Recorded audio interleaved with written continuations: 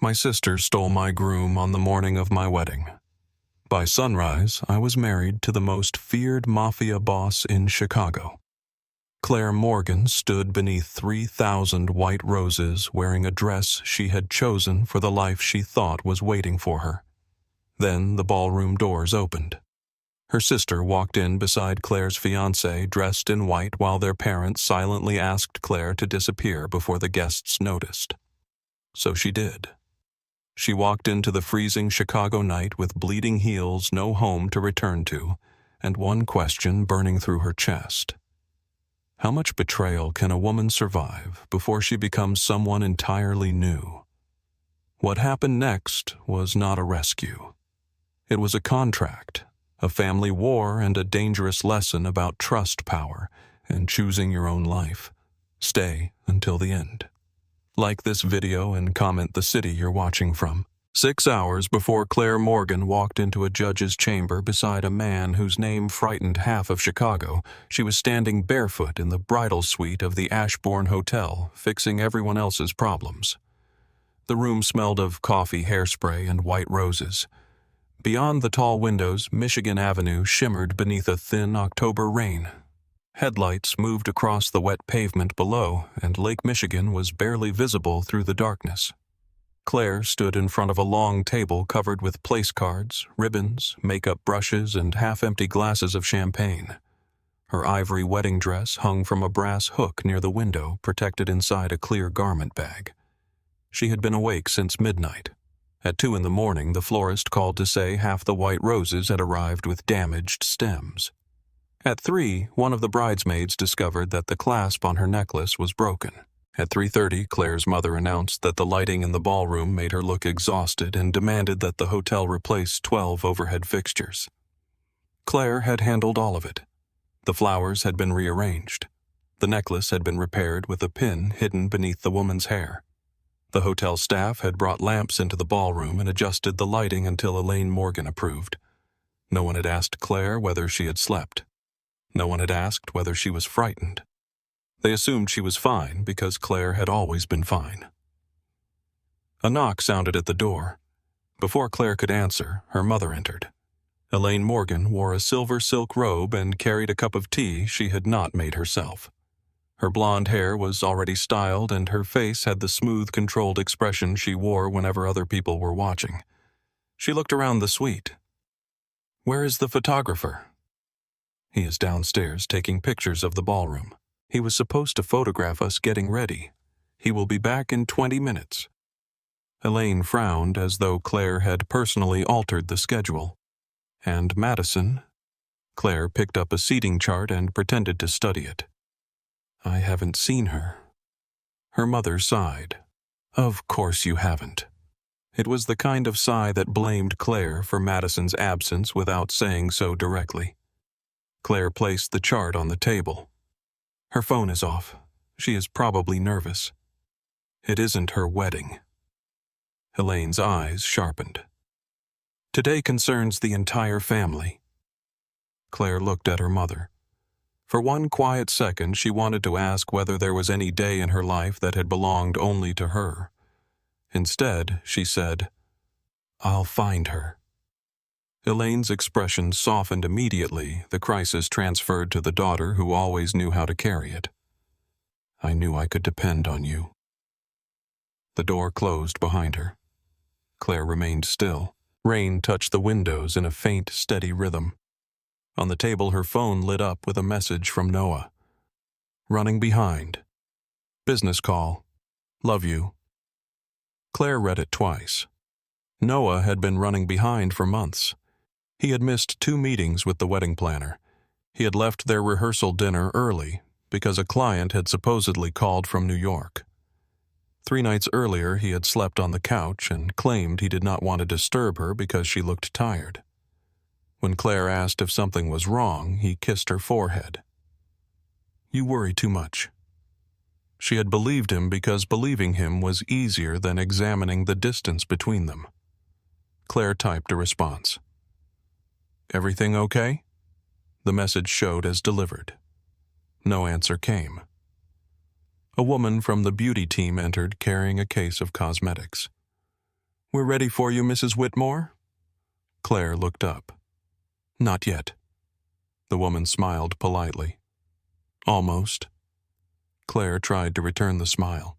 The name sounded strange. Mrs. Whitmore. She had practiced writing it on forms. Claire Whitmore. She had imagined seeing it on mail school records and reservations. Noah had once joked that it sounded more expensive than Claire Morgan.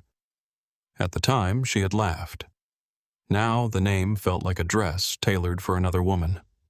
The makeup artist guided Claire toward the mirror. For the next 40 minutes, people moved around her with brushes, pins, powders, and heated tools. Claire watched her own face change in the glass. Her skin became smoother. Her eyes became brighter. Her mouth became a careful shade of rose. The woman in the mirror looked calm, elegant, and ready. Inside Claire's chest, something kept pulling tighter. She thought of Noah's changed phone code. She thought of Madison wearing a gold watch at dinner the previous week. Claire had seen the watch before. Noah had worn it during their engagement photographs. When she asked why Madison had the same model, Madison looked down at her wrist and laughed. "It's not exactly rare, Claire." Noah had said he lost his. Claire had accepted the explanation. Her family had trained her to accept explanations that kept the room peaceful. Another knock came. Madison entered without waiting.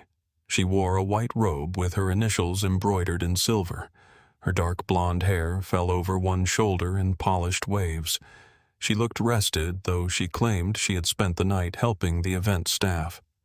Claire met her sister's eyes through the mirror. "There you are." Madison stopped near the door. "Mom looking for me?" "Everyone is. I needed air. It's raining." Madison shrugged. Claire studied her reflection. There was a faint red mark beneath Madison's collarbone, partly concealed by makeup. Madison noticed Claire looking and pulled the robe higher. Curling iron. Claire said nothing. Madison crossed the room and stopped beside the wedding gown. For several seconds, she stared through the garment bag. "You chose the simple one." Claire looked at the dress in the mirror. "It isn't simple. It is for you." "What does that mean?" Madison touched the plastic covering the sleeve. "You never need much to look put together." Claire heard the resentment beneath the compliment. "You make that sound like an accusation." Madison let her hand fall. "I'm saying everything comes easily to you." Claire turned in the chair. "Nothing comes easily to me." Madison's expression flickered. "You always know what to do." "I finish what needs to be finished. That's the same thing." "No, it isn't." The makeup artist glanced between them, then quietly gathered her brushes and stepped into the adjoining room. Madison looked toward the windows. For a moment she appeared younger. Not beautiful, not polished, not protected, just tired. Claire almost reached for her. Then Madison said, "Do you ever wonder whether you chose Noah because you love him or because he fits?" The question landed softly. Claire stared at her. "Why are you asking me that today?" Madison folded her arms. "I'm making conversation." "No, you aren't." Madison's jaw tightened. "You don't have to analyze everything, and you don't have to answer." The sisters held each other's gaze. Claire remembered being 13 years old and standing in their parents' garage beside a crushed front bumper. Madison had taken Elaine's car without permission and struck a concrete post. When Grant discovered the damage, Madison cried so hard she could barely speak. Claire had been ordered to say she had moved the car. "You're responsible," Grant told her. "Your sister is already upset." Claire took the punishment. Madison received comfort. Years later, Madison left graduate school after one semester. Grant paid her rent and told everyone she was reconsidering her path. When Claire worked nights to pay for college, the family praised her for being independent. Madison needed help. Claire did not. That difference had shaped every room they entered. Madison moved toward the door. "I should get dressed. Where's your dress in the other suite?" "The blue one." Madison paused with her hand on the knob. "Yes." Claire watched her leave. The answer had come 1 second too late. At 4:10, the bridal suite filled with women. Champagne was poured. Music played from someone's phone. The photographer returned and arranged everyone around the windows. Claire stood in the center wearing her wedding gown while her bridesmaids leaned toward her and smiled. Madison was not among them. Elaine said Madison had developed a headache. Grant had not come upstairs. Noah still had not answered Claire's message. The photographer asked Claire to look toward the window. Think about the moment you first knew he was the one. Claire tried. She remembered meeting Noah at a charity dinner 3 years earlier. He had been handsome, attentive, and reassuringly ordinary. He worked in commercial property and knew how to make conversation without dominating it. He called when he said he would. He remembered her coffee order. He told her he admired how dependable she was. At the time, dependability had sounded like love. The camera clicked. Beautiful, the photographer said. Claire looked away from the lens. Her phone vibrated on the table. She stepped out of the group and picked it up. The message came from an unknown number. Do not go downstairs. I am sorry. Claire read it once, then again. The room around her continued moving. Someone laughed. A champagne cork struck the ceiling. The photographer asked the bridesmaids to gather near the sofa. Claire called the number. A recorded voice told her the line was unavailable. She opened the message and typed. Who is this? The word showed as delivered. No response followed. Claire walked into the adjoining room and closed the door. The silence there felt different. She called Noah. The phone rang 6 times before going to voicemail. She called again. Voicemail. She opened the location application they sometimes used when meeting in the city. Noah's location had been disabled. Claire stared at the screen. Her pulse began beating in her throat. A memory surfaced. 2 weeks earlier, she had awakened at 1 in the morning and found Noah standing on the apartment balcony with his phone. When she opened the door, he ended the call. Client issue, he said. Claire asked which client. He smiled and touched her cheek. Go back to bed. She had gone. The adjoining door opened. One of the bridesmaids, Rachel, stood there. Her face changed when she saw Claire holding the phone. Have you seen Noah? Rachel looked toward the main suite. I thought he was downstairs. That isn't what I asked. Rachel swallowed. No. Have you seen Madison? Another pause.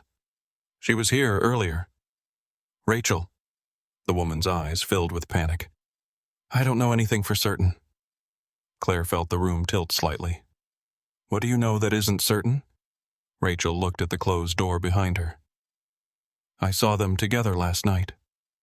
Who? Rachel's voice dropped. Noah and Madison. Claire heard the words, but they did not immediately become meaning. We're near the service elevator. Doing what Rachel's silence answered. Claire set her phone on the table because her fingers had gone numb. You saw my fiancé kissing my sister. I wasn't sure. It happened quickly. You were sure enough not to tell me. Rachel's eyes lowered. Your mother said it was a misunderstanding. Claire looked at her. My mother knows I don't know what she knows. Claire walked past her. The main suite became quiet when she entered. Every woman looked toward her, then away. The photographer lowered his camera. Claire saw it then. Not one secret. A network of silences. Someone had seen Noah and Madison. Someone had told Elaine. Someone had decided Claire should remain uninformed until the ceremony could be managed. Her mother entered from the corridor. Claire. Why aren't you ready? Claire looked at her. Whereas Noah Elaine's face remained composed, but her hand tightened around her teacup. He is speaking with your father. Where is Madison? She is not feeling well. Where are they? Elaine stepped closer. Lower your voice. The response confirmed everything. Claire's heartbeat slowed. It did not disappear. It became precise. She removed the veil from her hair and placed it carefully on the table. Take me to them. Claire, this is not the place. This is exactly the place. Elaine glanced at the women surrounding them. "Everyone out." The bridesmaids moved quickly. The photographer followed. Rachel was the last to leave. When the door closed, Elaine placed her tea on the vanity. "You need to remain calm." Claire almost laughed. People only asked for calm when they planned to do something cruel. "Take me to Noah." Before Elaine could answer, the main door opened. Grant Morgan entered in a dark suit. He did not look like the father of a bride. He looked like a man arriving to negotiate a damaged contract. Behind him stood Madison. She was no longer wearing the white robe. She wore a white reception gown with a fitted waist and a long silk skirt. It was the dress Claire had chosen for dancing after the ceremony. The hem had been shortened. The waist had been altered. It fit Madison perfectly. Noah entered last. His boutonniere matched the flowers in Madison's hand. Claire looked at him. He looked at the floor. Grant closed the door. "Claire, we need to discuss a difficult situation." She kept her eyes on Noah. How long Noah's throat moved. "Claire, how long have you been sleeping with my sister?" Madison answered. 4 months. The room went silent. 4 months. Madison had been with Claire when she chose the invitations. She had helped address envelopes. She had spent an entire afternoon tasting cakes while carrying Claire's secret humiliation inside her. Claire turned to Noah.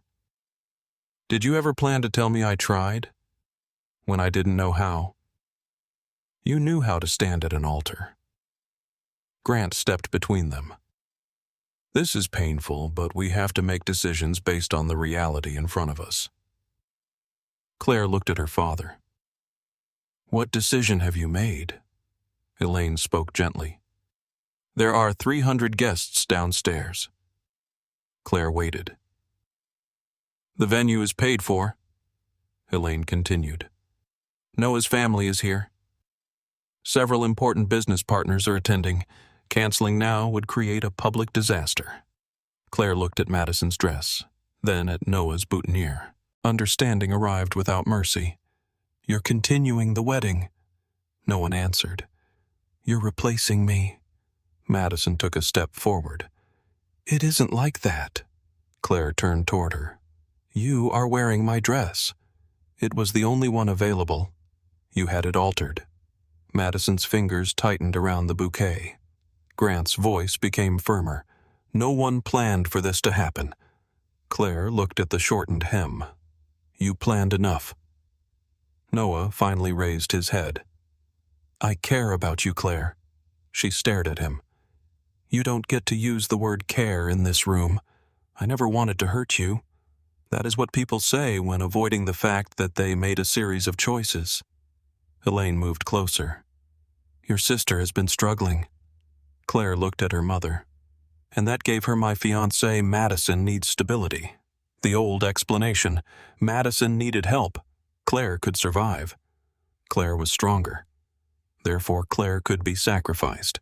"You're stronger than she is," Elaine said softly. "You always have been." Claire felt something inside her become still. "You gave me less my entire life and called it a compliment." Elaine's face tightened. "That is not fair." "No, it isn't." Grant checked his watch. The gesture was small, but Claire saw it. Her destruction had delayed the schedule. He said, "A car is waiting at the service entrance. You can leave without being seen. We will tell the guests there was an emergency." Claire looked at him. "You arranged my exit. We are trying to protect your dignity. You are trying to protect your name." Grant's jaw hardened. "Do not create a spectacle you will regret." Claire stepped toward him. "I regret every year I let you convince me silence was maturity." Madison began to cry. "Claire, please." Claire faced her sister. "You did not come here alone because you knew what you were doing was wrong. You needed Mom, Dad, and Noah behind you, so I would become the unreasonable one if I fought back." Madison's tears continued, but Claire saw no apology in her face. Only fear of consequences. Claire turned to Noah. Was any part of us real? He opened his mouth. Nothing came out. Claire nodded. That is the first honest answer you have given me. She picked up her phone and ivory purse. Elaine reached for her arm. Claire stepped away. No one follows me, Claire Grant said.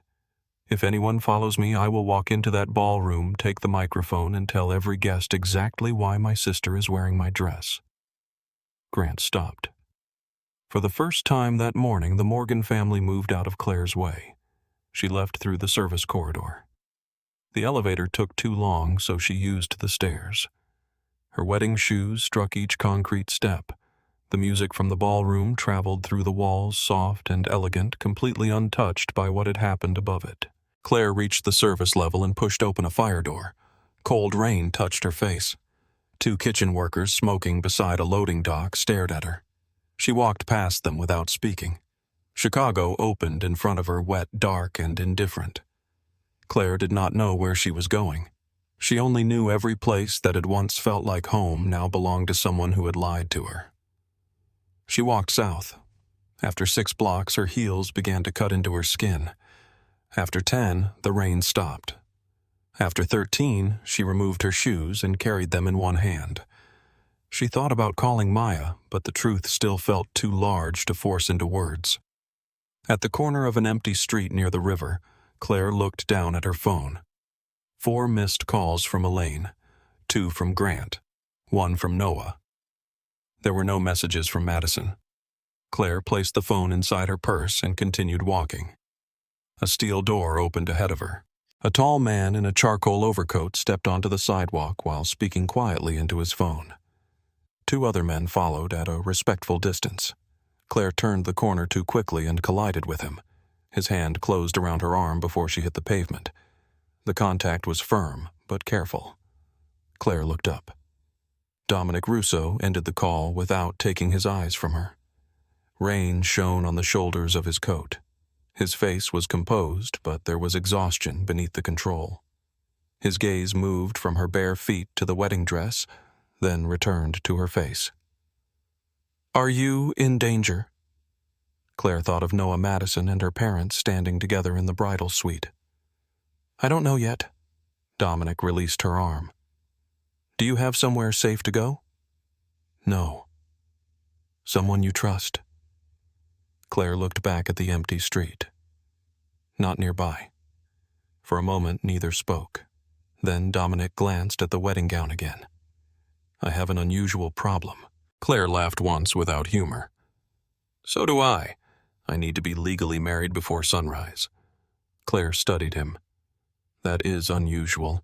My attorneys are inside. A judge is waiting. The agreement would give you financial independence protection and the right to leave when the legal dispute ends. You are asking a stranger to marry you. I am offering a contract to someone who appears to need a different destination. Claire should have walked away. Instead, she looked through the open steel door. Inside, men in suits moved around a table covered in legal documents. No one was smiling. No one looked surprised that Dominic Russo had found a bride on the sidewalk. Claire turned back to him. Let me read the contract. 40 minutes later, she sat at the long table with a pen in her hand. She read every page twice. She demanded her own bank accounts, freedom of movement, separate rooms, the right to continue working, and full disclosure of any danger connected to her. Dominic agreed to every condition. Claire looked at him across the table. You aren't going to negotiate. A contract signed under pressure is only useful until the pressured person finds a way to break it. Claire placed the pen against the signature line. At least you admit this is pressure. I admit what things are. She signed. The private ceremony lasted 7 minutes. At 5:52 in the morning, the judge pronounced Claire Morgan and Dominic Russo husband and wife. A lawyer confirmed that the Russo succession condition had been satisfied. The room released a collective breath. Then one of Dominic's advisors entered carrying a tablet. His face was pale. We completed the background check. Dominic looked at him. And the advisor glanced at Claire. Her father is Grant Morgan. Every person in the room became silent. Claire looked from the advisor to the man she had just married. Dominic's expression closed. "Why does my father's name matter?" she asked. Dominic held her gaze. "Because 23 years ago, Grant Morgan looked my father in the eye, promised him his investment was safe, and destroyed everything he had before the sun came up." Outside the windows, morning light spread across the Chicago River. Claire had entered the building as a bride without a groom. She left it as Claire Russo seated beside a husband whose family had been waiting more than 2 decades for the truth about hers. Claire did not speak during the drive to the Russo residence. Chicago moved past the windows in gray morning light. Delivery trucks crowded the side streets. Office towers reflected a pale sky. People carried coffee into buildings unaware that Claire had lost one life and entered another before most of the city had finished sleeping. Dominic sat across from her in the back of the car. He had not looked away since the advisor revealed Grant Morgan's name. Claire could feel the weight of his attention, but she refused to fill the silence for him. Her father had destroyed Dominic's family. That sentence should have felt impossible.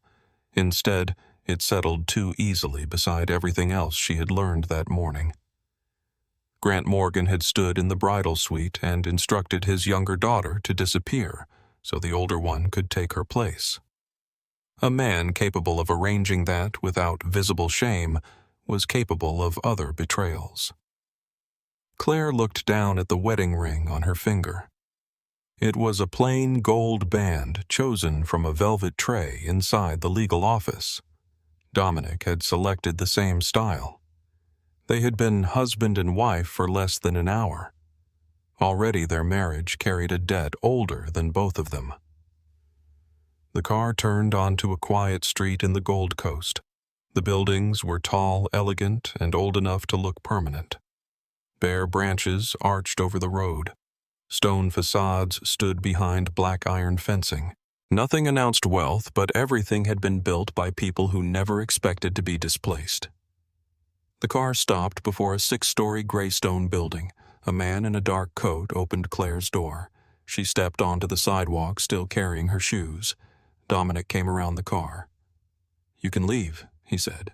Claire looked at him. "Is that what you want?" "No." It was the first answer he gave without calculation. He glanced toward the residence. "But you should know the offer still stands. The marriage secured the trust. If you decide this is too much, my attorneys will protect your interests." Claire looked at the reinforced entrance, the security camera hidden above it, and the 2 men watching the street from opposite directions. "Do your attorneys protect people from you?" Dominic's expression did not change. When necessary, she believed him. That should have frightened her more than it did. Claire lifted the hem of her dress and walked inside. The entrance hall was quiet and warm. Dark wood covered the floors. Tall bookshelves lined one wall filled with worn volumes rather than decorative sets. A painting of Lake Michigan in winter hung above a narrow table.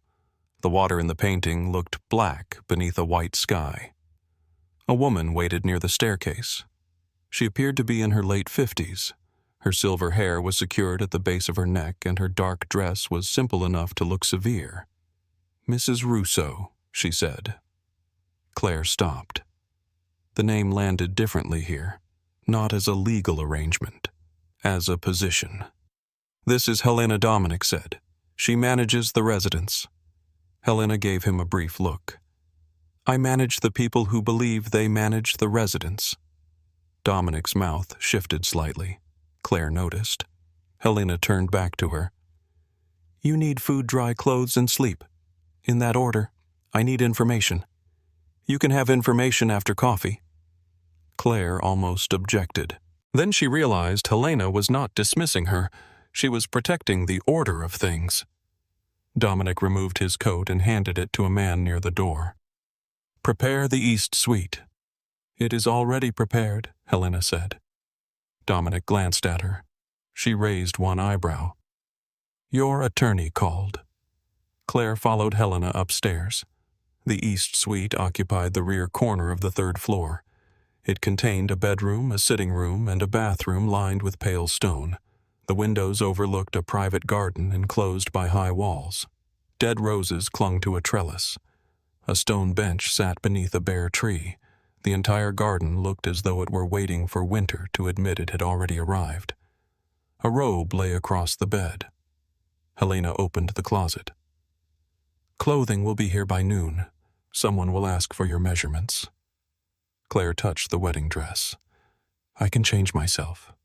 "I assumed you could." There was no insult in Helena's voice, only certainty.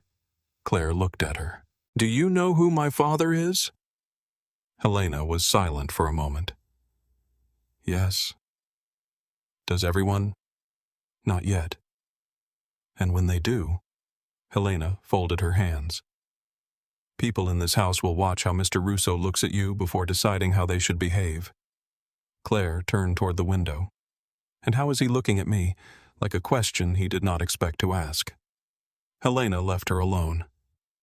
Claire stood in the bedroom until the quiet became unbearable. She removed the pearl earrings Elaine had chosen. She placed them carefully on the nightstand. Then she stepped out of the wedding dress.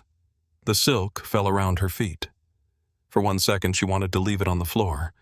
Instead, she lifted it and hung it inside the closet. She had paid for it herself. It belonged to her even if the life attached to it did not. Claire put on the robe and sat on the edge of the bed. Her phone showed 18 missed calls, 7 from Elaine, 4 from Grant, 3 from Noah, 2 from Maya, 1 from Rachel, 1 from an unknown number. There was also a message from Maya. "Claire, call me now.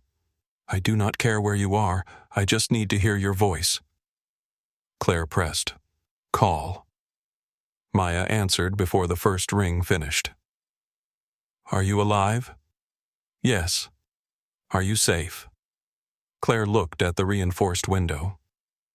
"I think so." "That is not an answer. It is the only one I have." Maya took a breath. "Where are you at Dominic Russo's house?" Silence.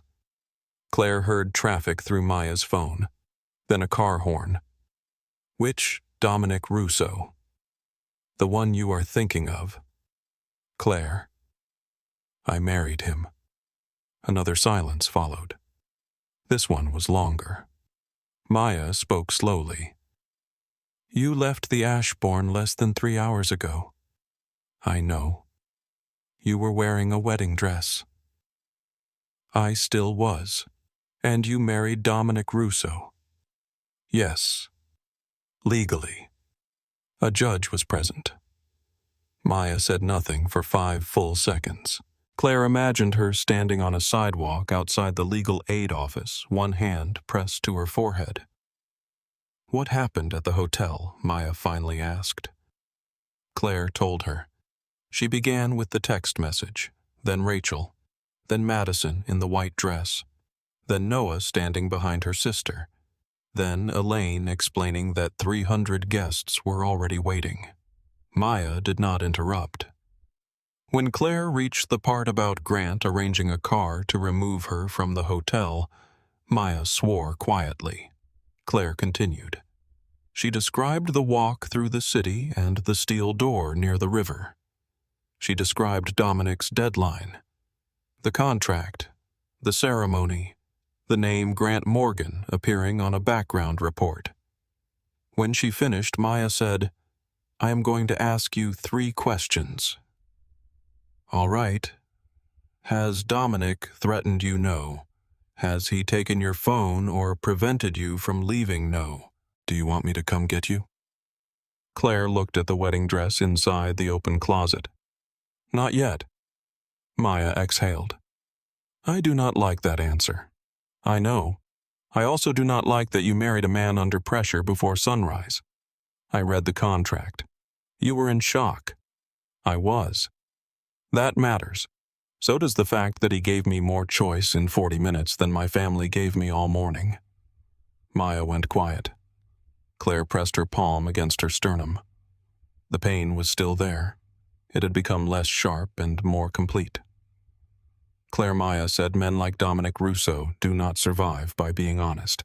He did not claim to be good. That is not the same as being safe. "No. Promise me you will call if anything changes." I promise. And send me the contract. Claire almost smiled. You want to review it? I want to tear it apart. I already asked for revisions. That does not comfort me. It should. It does not. Claire ended the call 10 minutes later. A tray waited outside the bedroom door. Coffee, toast, eggs, and a glass of water. She ate because Helena had been right. Her body had carried her through the morning without permission, and now it demanded payment. Afterward, Claire showered. The water washed makeup from her face and hairspray from her neck. She watched rose-colored water disappear into the drain where her heel had bled. When she returned to the bedroom, clothing had appeared inside the closet. Black trousers, cream sweaters, a navy dress, flat shoes. Everything was close to her size. Claire chose the trousers and a soft gray blouse. She tied her damp hair behind her neck and went downstairs. A man she had not seen before stood at the bottom of the staircase. Mrs. Russo. Where is my husband? The words sounded deliberate. The man pointed toward the rear hall. Study. Claire followed the corridor. The study door was open. Dominic stood behind a wide desk, speaking to 3 men. Maps covered one wall. Several computer screens displayed financial reports, security images, and shipping schedules. Claire saw photographs of warehouses near the river, construction sites, nightclubs, apartment buildings, a port facility near Lake Calumet. This was not the office of a man who controlled one business. It was the center of a system. Dominic noticed her. Give us the room. The men left without hesitation. One of them looked at Claire as he passed, not with disrespect, with evaluation. Dominic closed a file. You should be resting. I have rested enough. You slept no. Then you have not rested. Claire remained near the door. Tell me about my father. Dominic pulled a chair from behind the desk and placed it in the center of the room. Then he sat in it. Claire understood the gesture. He was giving up the protection of the desk. She stayed standing. Dominic rested his hands loosely between his knees. 23 years ago, my father was part of a development consortium purchasing land along the lakefront. The property was undervalued because the area required environmental restoration. Once the permits were approved, the value would have tripled. My father was the financial advisor. Yes. What did he do? He convinced my father to use 3 buildings, a warehouse complex, and most of his liquid capital as collateral. Claire felt the muscles in her shoulders tighten. Dominic continued. The morning before closing, Grant called my father. He said the financing was secure. He said the other investors were committed, and they were not. They were until your father offered them a different arrangement. Claire looked at him. What arrangement? Protection from the environmental liability?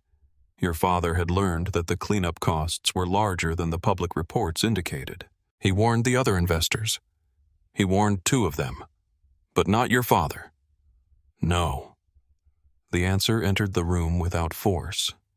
Claire walked toward the window. The garden below looked still and cold. What happened after he withdrew? The financing collapsed. My father lost the collateral. Moretti's uncle acquired 2 of the properties through a secondary company. Claire turned. Did my father work with them? We have not proved that. You think he did? Yes. How long have you had the evidence? 8 months. Claire looked toward the files on the desk. You were investigating him before this morning. I was investigating what happened to my father. That is not the same answer. Dominic watched her. No, it is not. Claire folded her arms. Did you know I was Grant Morgan's daughter when you stopped me on the sidewalk? No. Before I signed the contract? No. Before the judge pronounced us married? No. Dominic answered each question without looking away. Claire believed him. The belief was not trust. It was simply recognition that a lie would have been easier to deliver with more explanation. Would you have married me if you had known Dominic's expression hardened slightly? That answer would insult both of us. Try me. If I had known, I would have assumed you were connected to your father's business. I am not. I know that now. You have known me for 3 hours. I know you read a contract while your family was replacing you at your own wedding. I know you negotiated instead of asking to be rescued. I know you did not lie when lying would have made everything easier. Claire held his gaze. That does not tell you who I am. No. Then do not decide too quickly. I do not decide anything quickly. She looked toward the security screens. You married a stranger in less than an hour. That was necessity. So was leaving my wedding. Dominic's jaw shifted. Claire walked closer. Whatever my father did belongs to him. I know. No, you know the sentence. I need to know whether you believe it. Dominic stood. The room seemed smaller when he did. He was taller than Noah, broader, still in a way that made every movement feel chosen. I spent most of my life watching my father rebuild what your father helped destroy, he said. I watched him become harder every year. I watched him trust fewer people. I watched him measure every conversation for betrayal. Claire said nothing. When I learned Grant Morgan's name was connected to the collapse, I wanted to know everything about him. And now you married his daughter. Yes. Do you hate me for that? No. Do you look at me differently? Dominic was silent. Claire waited. Probably, he said, for a while. The honesty hurt more than reassurance would have. He continued. Then it depends on who you are. Claire nodded once. That is fair. Dominic looked surprised. Do not mistake fair for comfortable. I rarely do. Claire glanced toward the maps. What exactly do you control? Several legitimate companies. That is not what I asked. Dominic studied her. Construction, shipping, commercial property, nightlife, security, and the parts that are not legitimate. They exist. Do they involve drugs, number trafficking, number weapons occasionally? Claire's face tightened. Dominic continued before she could speak. Protection, debt collection, information, political influence. You say those words as if they are ordinary. They are ordinary in my world. I am not from your world. I know. Claire walked toward one of the screens. A live camera showed men unloading crates inside a warehouse. What does being your wife require? Publicly 2 appearances over the next 14 days. A dinner with Malcolm Shaw and his wife. A meeting with the financial trustees. Privately. Nothing beyond the terms you signed. No public affection. If necessary, only with your consent. No expectation that I stop working. No. No security following me into bathrooms or private rooms. No. Access to a car. Yes. Access to information that concerns me. Dominic paused. Claire saw it. That pause is the problem. There are things you do not need to know. That is different from things that concern me. He considered the distinction. Agreed. Complete honesty. That is difficult in my position. Then our marriage will be difficult. Dominic's mouth moved slightly. It was not quite a smile. Complete honesty about anything that touches you directly. Claire nodded. That is the minimum. Most people ask for money. I already asked for money. You asked for independence. That is not the same thing. No, Dominic said. It is not. Claire turned toward the door. I need to retrieve my belongings. I can have them collected. I will not send your men into my apartment without me. You should not go there alone. I did not say alone. Dominic looked at her. Tomorrow, today, you have not slept. My things are in an apartment Noah can enter. Dominic picked up his phone. Helena will arrange security. Claire stopped at the door. Dominic, He looked up. Do not send men to threaten him. I had not planned to. Would you tell me if you had? After a pause, Dominic said, Now I would. Claire left the study.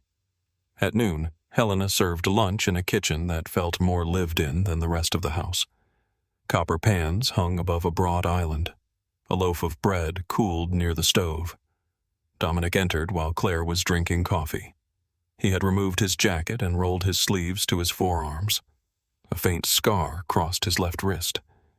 Claire looked away before he noticed, or before she believed he noticed. Helena placed soup in front of him. Eat. I have a meeting. You have 10 minutes. Dominic sat. Claire watched him obey without argument. Helena left the room. For several moments they ate in silence. Then Dominic said Malcolm Shaw moved dinner to tomorrow evening. That is one of the appearances. Yes. Who is he? A man who controls relationships between 3 independent organizations and several financial institutions. Does he know the marriage is contractual? He suspects. Will you lie? No. Claire raised her eyes. You will tell him we met on a sidewalk and married 40 minutes later. I will tell him the marriage is legal. That avoids the truth. It answers the relevant question. To you. Dominic set down his spoon. What would you say Claire considered it? That we met during a crisis. We made a legal decision. We are still determining what the personal decision means. Dominic watched her. That is more revealing than I would prefer. It is also believable. He leaned back slightly. You understand these rooms. I understand people who ask one question while measuring the answer to another. From elementary school parents. The corner of his mouth moved again. This time Claire was certain. After lunch, a security team drove Claire to the apartment she had shared with Noah. The building stood in River North, 12 floors above a street crowded with restaurants and glass storefronts. Dominic came with her. Claire did not ask him to. She also did not object. The apartment door was unlocked. Claire entered first. The living room looked almost exactly as she had left it. 2 coffee cups sat on the counter. Noah's jacket hung over a chair. A bottle of champagne waited inside an ice bucket, the ice long melted. Claire saw a white silk scarf on the sofa. Madison's. She stood in the doorway until Dominic stepped beside her. He did not touch her. Take what you need, he said. Claire walked to the bedroom. Her suitcase was already open on the bed. Someone had begun placing clothing inside it. Not carefully, as if preparing to remove her before she returned. Claire lifted one of her sweaters from the floor. Behind her, Dominic's voice became quiet. Who did this, I do not know. A man from security entered, holding a phone. Mr. Whitmore is downstairs. Claire closed her eyes once. Then she turned. Let him up. Dominic's expression darkened. You do not owe him a conversation. No. Then why give him one because I want him to answer while I can still look at him without feeling anything but disgust? Dominic stepped closer. I will be outside the room. Claire shook her head. Stay. Noah entered 5 minutes later. He stopped when he saw Dominic. The color drained from his face. Then his gaze moved to the gold ring on Claire's hand. What is that? Claire looked at him. A wedding ring? Noah stared. You married someone you did first. His mouth opened. Behind him, the security men remained near the door. Noah looked at Dominic again. Claire, do you know who he is? Yes. You cannot be serious. Dominic said nothing. Claire appreciated the silence. Noah stepped toward her. This morning was complicated. No, it was organized. Madison and I made mistakes. Claire looked at the scarf on the sofa. 4 months is not a mistake. I was going to stop it. When Noah rubbed a hand across his face, I did not expect your parents to insist on continuing the ceremony. But you stood there. I panicked. You always sound innocent when describing your own choices. His eyes hardened. So this is revenge? Claire lifted her left hand. You think I married a stranger before sunrise because I wanted to hurt you? What else am I supposed to think that for once my decision had nothing to do with you? Noah looked at Dominic. You are using her. Dominic's voice was calm. She read the terms. You gave her terms on the worst morning of her life. Claire stepped between them. Do not defend me now. You lost that privilege before you put on the boutonniere. Noah's face tightened. Claire, she pointed toward the door. I came for my things. Can we talk alone? No, you do not trust me. The question was so absurd that Claire almost laughed. I trusted you for 3 years. Noah looked at the ring again. His expression changed. Not grief. Possession. You cannot stay married to him. Claire zipped the suitcase. You no longer have a vote. She walked past him. Dominic followed. At the apartment door, Noah called her name. Claire stopped but did not turn. Madison is not you, he said. Claire looked over her shoulder. No, she is the woman you chose. She left him standing in the apartment they had built together. That evening, Claire sat alone in the winter garden room while Chicago darkened beyond the windows. She expected relief. Instead, she felt the delayed arrival of grief. It entered quietly. No dramatic collapse. No screaming. Just a pressure beneath her ribs that made every breath feel borrowed. A knock sounded at the door. Dominic entered carrying 2 glasses of water. He set one on the table near her. Claire stared at the garden. Does everyone here knock when they value their hands? She looked at him. The answer was dry enough to surprise a small laugh from her. It disappeared quickly. Dominic sat in the chair across from her. You handled Whitmore well. I do not need an evaluation. No. He looked toward the garden. I meant that you said what you wanted to say. Claire rested her hands in her lap. I spent years thinking calm meant silence. And now I think silence is useful only when I choose it. Dominic nodded. They sat without speaking. The quiet between them did not feel empty. It felt permitted. Claire looked at the scar across his wrist. What happened? Dominic followed her gaze.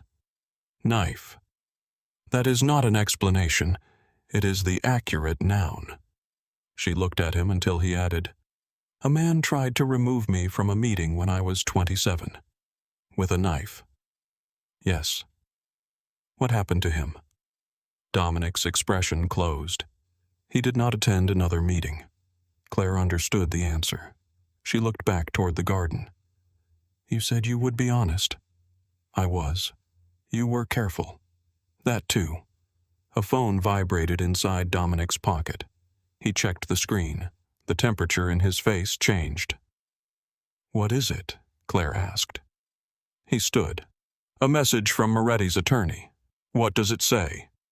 The marriage is being reviewed. On what grounds? Dominic looked at her. Fraud. Claire rose. We signed legally. They are not challenging the license. Then what are they challenging our intent?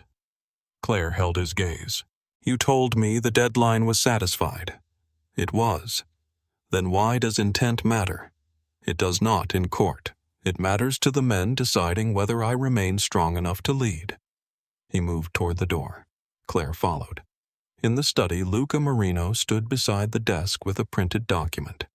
Claire had seen him briefly at the legal office, but this was the first time she looked at him closely.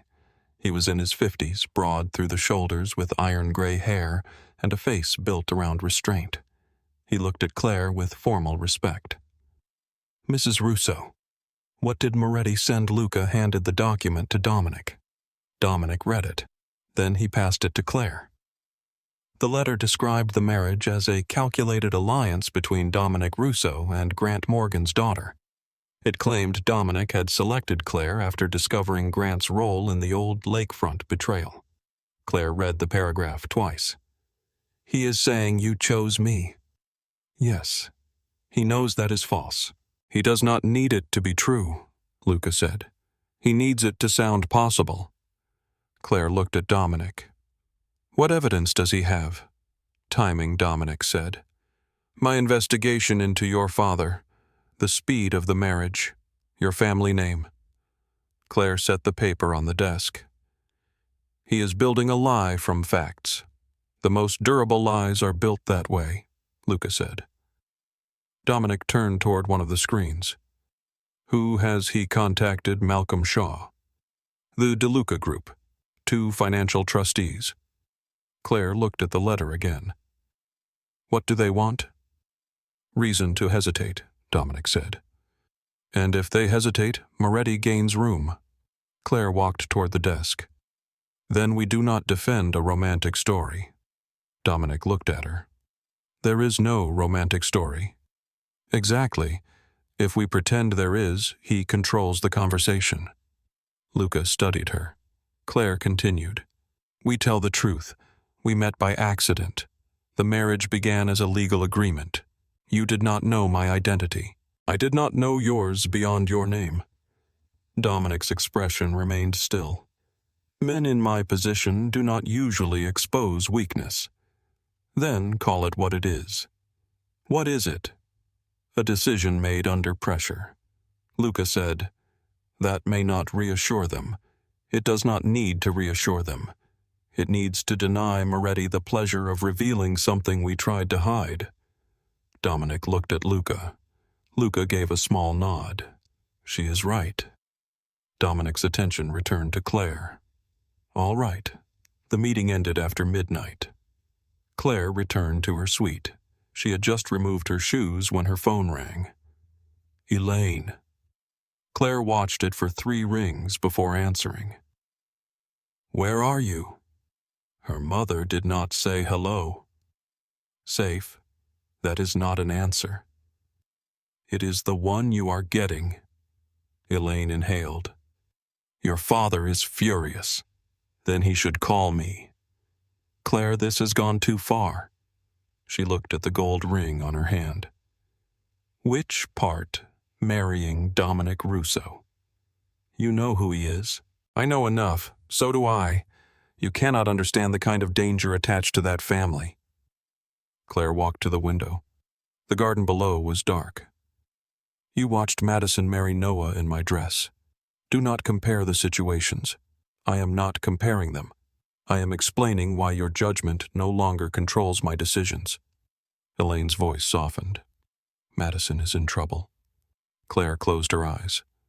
There it was, the familiar door, the invitation to become useful again. What happened to Noah is not what we believed. Claire almost asked what they had believed. Instead, she waited. "He has been seeing someone from his company," Elaine said. Madison discovered messages. Claire looked at the reflection of her own face in the glass. "I am sorry. She needs her sister." "No, she needs to face the man she chose. Claire family does not abandon family." Claire's voice became very quiet. "You abandoned me in a bridal suite. That is not what happened." "It is exactly what happened." Elaine tried to speak. Claire continued. "When you are ready to discuss the truth, call me. When you want me to repair the consequences for everyone else, do not." She ended the call. Her hands were steady. A soft knock sounded at the door. Claire turned. Dominic stood in the hallway. "How much did you hear? Enough?" She waited for embarrassment. It did not come. Dominic looked toward the phone in her hand. "Your sister, my mother. What did she want rescue? For herself. For Madison." Dominic leaned against the doorframe. "And what did you say no?" He nodded. Claire looked at him. "You approve." "It is not my decision to approve." Something in her chest loosened. "Not much. Enough." Dominic held out a folder. "The briefing for tomorrow's dinner." Claire took it. "You prepared this yourself," Luca did. Then why are you bringing it? Dominic considered the question. Because you asked for information that concerns you. Claire looked down at the folder. A simple act, a kept promise. She opened it. Inside were photographs of Malcolm Shaw, his wife Vivian, and several men connected to the financial institutions supporting the Russo organization. There were notes about their interests, alliances, and conflicts. Claire looked up. You expect me to memorize this overnight? I expect you to understand the room, and if I do not, I will. The answer was not arrogant. It was practical. Claire stepped aside. Dominic entered. They sat at the small table near the window and reviewed the file together. He explained the alliances without softening the danger. Claire asked why Malcolm remained neutral. Dominic said neutrality was profitable until one side became unstable. She asked what Malcolm respected. Discipline.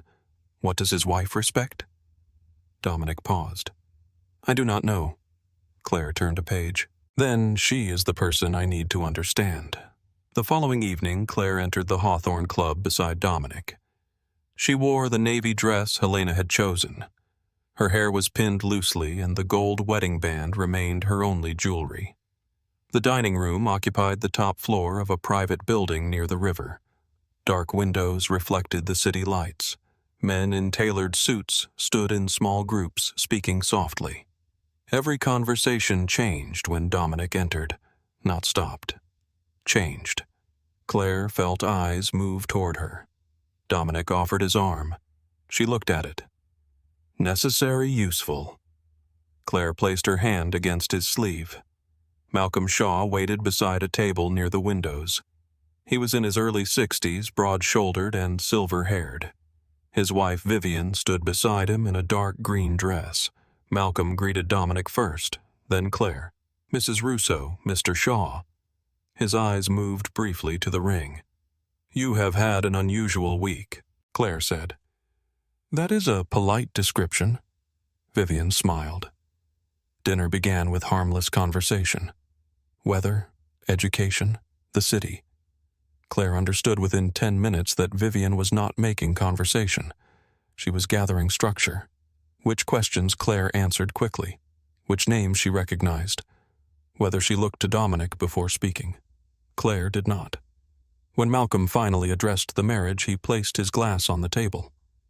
Vincent Moretti suggests your union was arranged before the wedding morning. Claire felt Dominic become still beside her. She answered before he could. It was arranged 40 minutes before the ceremony. Malcolm watched her. You admit it was a contract. It began as one. Vivian's eyes sharpened. Malcolm said, And what is it now? Claire looked at Dominic. For 1 second, the room disappeared. There was only the man who had given her a contract when everyone she loved had given her a command. She turned back to Malcolm. It is a legal marriage between two people deciding whether trust can be built faster than damage. Silence settled over the table. Malcolm allowed it to stretch. Claire did not fill it. Vivian reached for her wine. Most people would have invented a love story. Claire said most people would not believe one. Vivian smiled again. This time it was real. The dinner continued. By the end, Malcolm had not declared support. He also had not withdrawn it. As they left, Vivian touched Claire's arm. May I have your number? Claire gave it to her. In the car, Dominic sat across from Claire. You understood what she was doing. Vivian. Yes. She was measuring whether I am controlled. What did she conclude that I am not? Dominic looked out the window. Claire watched the city lights move across his face. Is that a problem, no? Then why do you look concerned? Because Moretti will reach the same conclusion. Claire leaned back. And he will stop treating you as evidence. She waited. Dominic's eyes returned to hers. He will start treating you as opposition. The car entered the Gold Coast. Neither of them spoke again until they reached the residence. Inside, Luca was waiting in the study. A printed message lay on the desk. Dominic read it once. Then again. Claire watched his face become colder. "What happened?" Luca answered. Details of Mrs. Russo's settlement agreement were sent to Moretti's legal team. Claire looked at Dominic. "Who had access?" "6 people," he said. Which 6? Dominic named the judge, 2 attorneys, Luca himself, and 1 internal counsel named Aaron Pike. Claire walked toward the desk. "When was the message sent?" 3 hours after the ceremony," Luca said. "Before my name became public." Yes. Claire looked at the document. Someone had not reacted to the marriage. Someone had been waiting for an opportunity to use it. Dominic folded the message once. His movements were slow and exact. "I will find the source." Claire met his eyes. "We will." For a moment, no one spoke. Then Dominic gave a single nod. Not as a courtesy, as an agreement. The word agreement had barely settled between them when Dominic reached for the phone on his desk. Claire stopped him. "Before you call anyone, tell me what happens when you find the person." Dominic looked at her. "That depends on who it is. That is not an answer. It is the only honest one." Luca stood near the window, his hands folded behind his back. His face revealed nothing. Claire looked from him to Dominic. "Someone inside this house gave Moretti the terms of my marriage agreement. That means they gave him my private financial information, my legal protections, and every condition I demanded before I signed." "Yes. And your first instinct is to decide what punishment they deserve. My first instinct is to stop the leak." "Then stop it. But do not turn this into a private execution while I am expected to wait upstairs." Dominic's expression hardened. No one said anything about execution. No one had to. The room became quiet. Claire could hear the faint sound of traffic beyond the windows and the low hum of the computers along the wall. Dominic set the phone down. "What do you want?" "I want to know who had access when they accessed it and what else they sent. That investigation has already started. Without me." "You were at dinner. That is not the point." Dominic watched her for several seconds. Claire did not look away. Finally, he turned to Luca. "Bring in Pike." Luca nodded and left the study. Claire moved toward the desk. "Who is Aaron Pike, internal counsel?" "He has worked with my legal team for 11 years. "Do you trust him?" I did. The answer carried more weight than Claire expected. She looked at the printed message again. The words were clinical. Numbers, clauses, dates. Her life reduced to information that could be traded. She had spent the morning being moved through other people's decisions. Her parents had planned her exit. Noah had planned his silence. Madison had planned the alterations to the dress. Now someone inside Dominic's organization had decided her consent was less valuable than the price of a secret. Claire folded the paper and placed it on the desk. "When you find him, I want to be in the room." "No." "Why?" "Because this is an internal matter. My contract is not internal to you." Dominic's jaw tightened. "You do not need to see how these things are handled." Claire gave him a long look.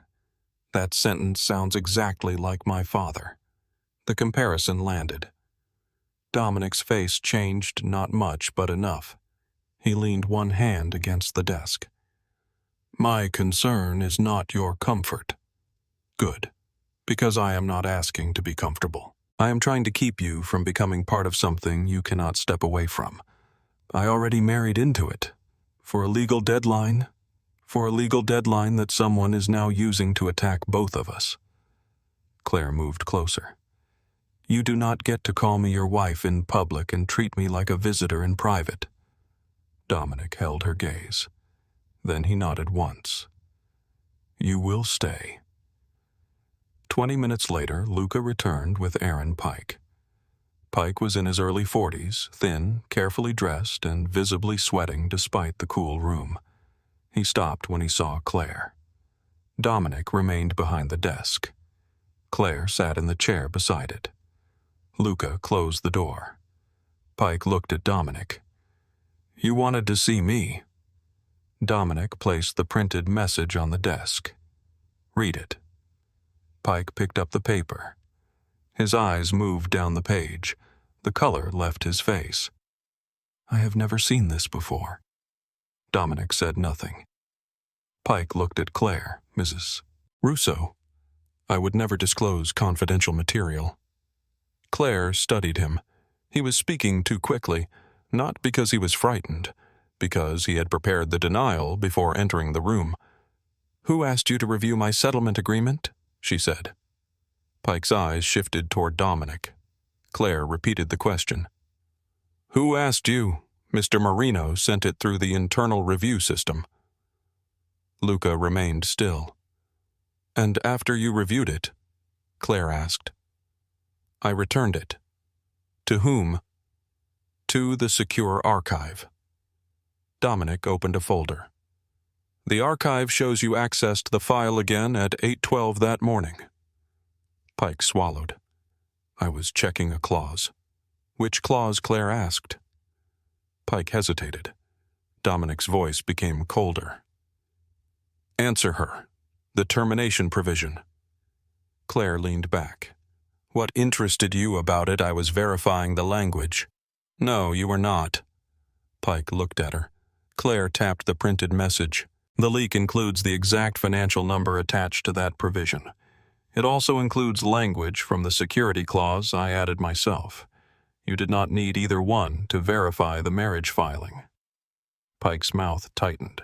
Luca stepped forward. "Your personal account received a deposit 2 days ago." Pike looked at him. "That has nothing to do with this." $30,000, Luca said, "from a consulting company controlled by Moretti." Pike's denial collapsed. He lowered the paper. For several seconds, no one spoke. Dominic looked at him with a stillness that felt more dangerous than anger. How long? Pike's voice was barely audible. This was the first time. Dominic did not blink. Pike tried again. "I swear to you. He contacted me after the wedding. He said the information would come out anyway. He only wanted proof." Claire watched Dominic's hand close slowly around the edge of the desk. Pike continued. "I have a daughter in college. My wife has medical bills. I thought it was one document." "One document," Dominic repeated. "I made a mistake." Claire felt something sharp move through her chest. She had heard that phrase too many times in one day. "Did you send anything else?" she asked. Pike shook his head. "Did you tell Moretti who my father is?" "No." "Did you tell him Dominic had been investigating Grant Morgan?" "No." "Then how did he know enough to build his story so quickly?" Pike looked toward Luca. "I do not know." Dominic pressed a button on his phone. The study door opened. 2 security men entered. Pike stepped back. "Dominic, please."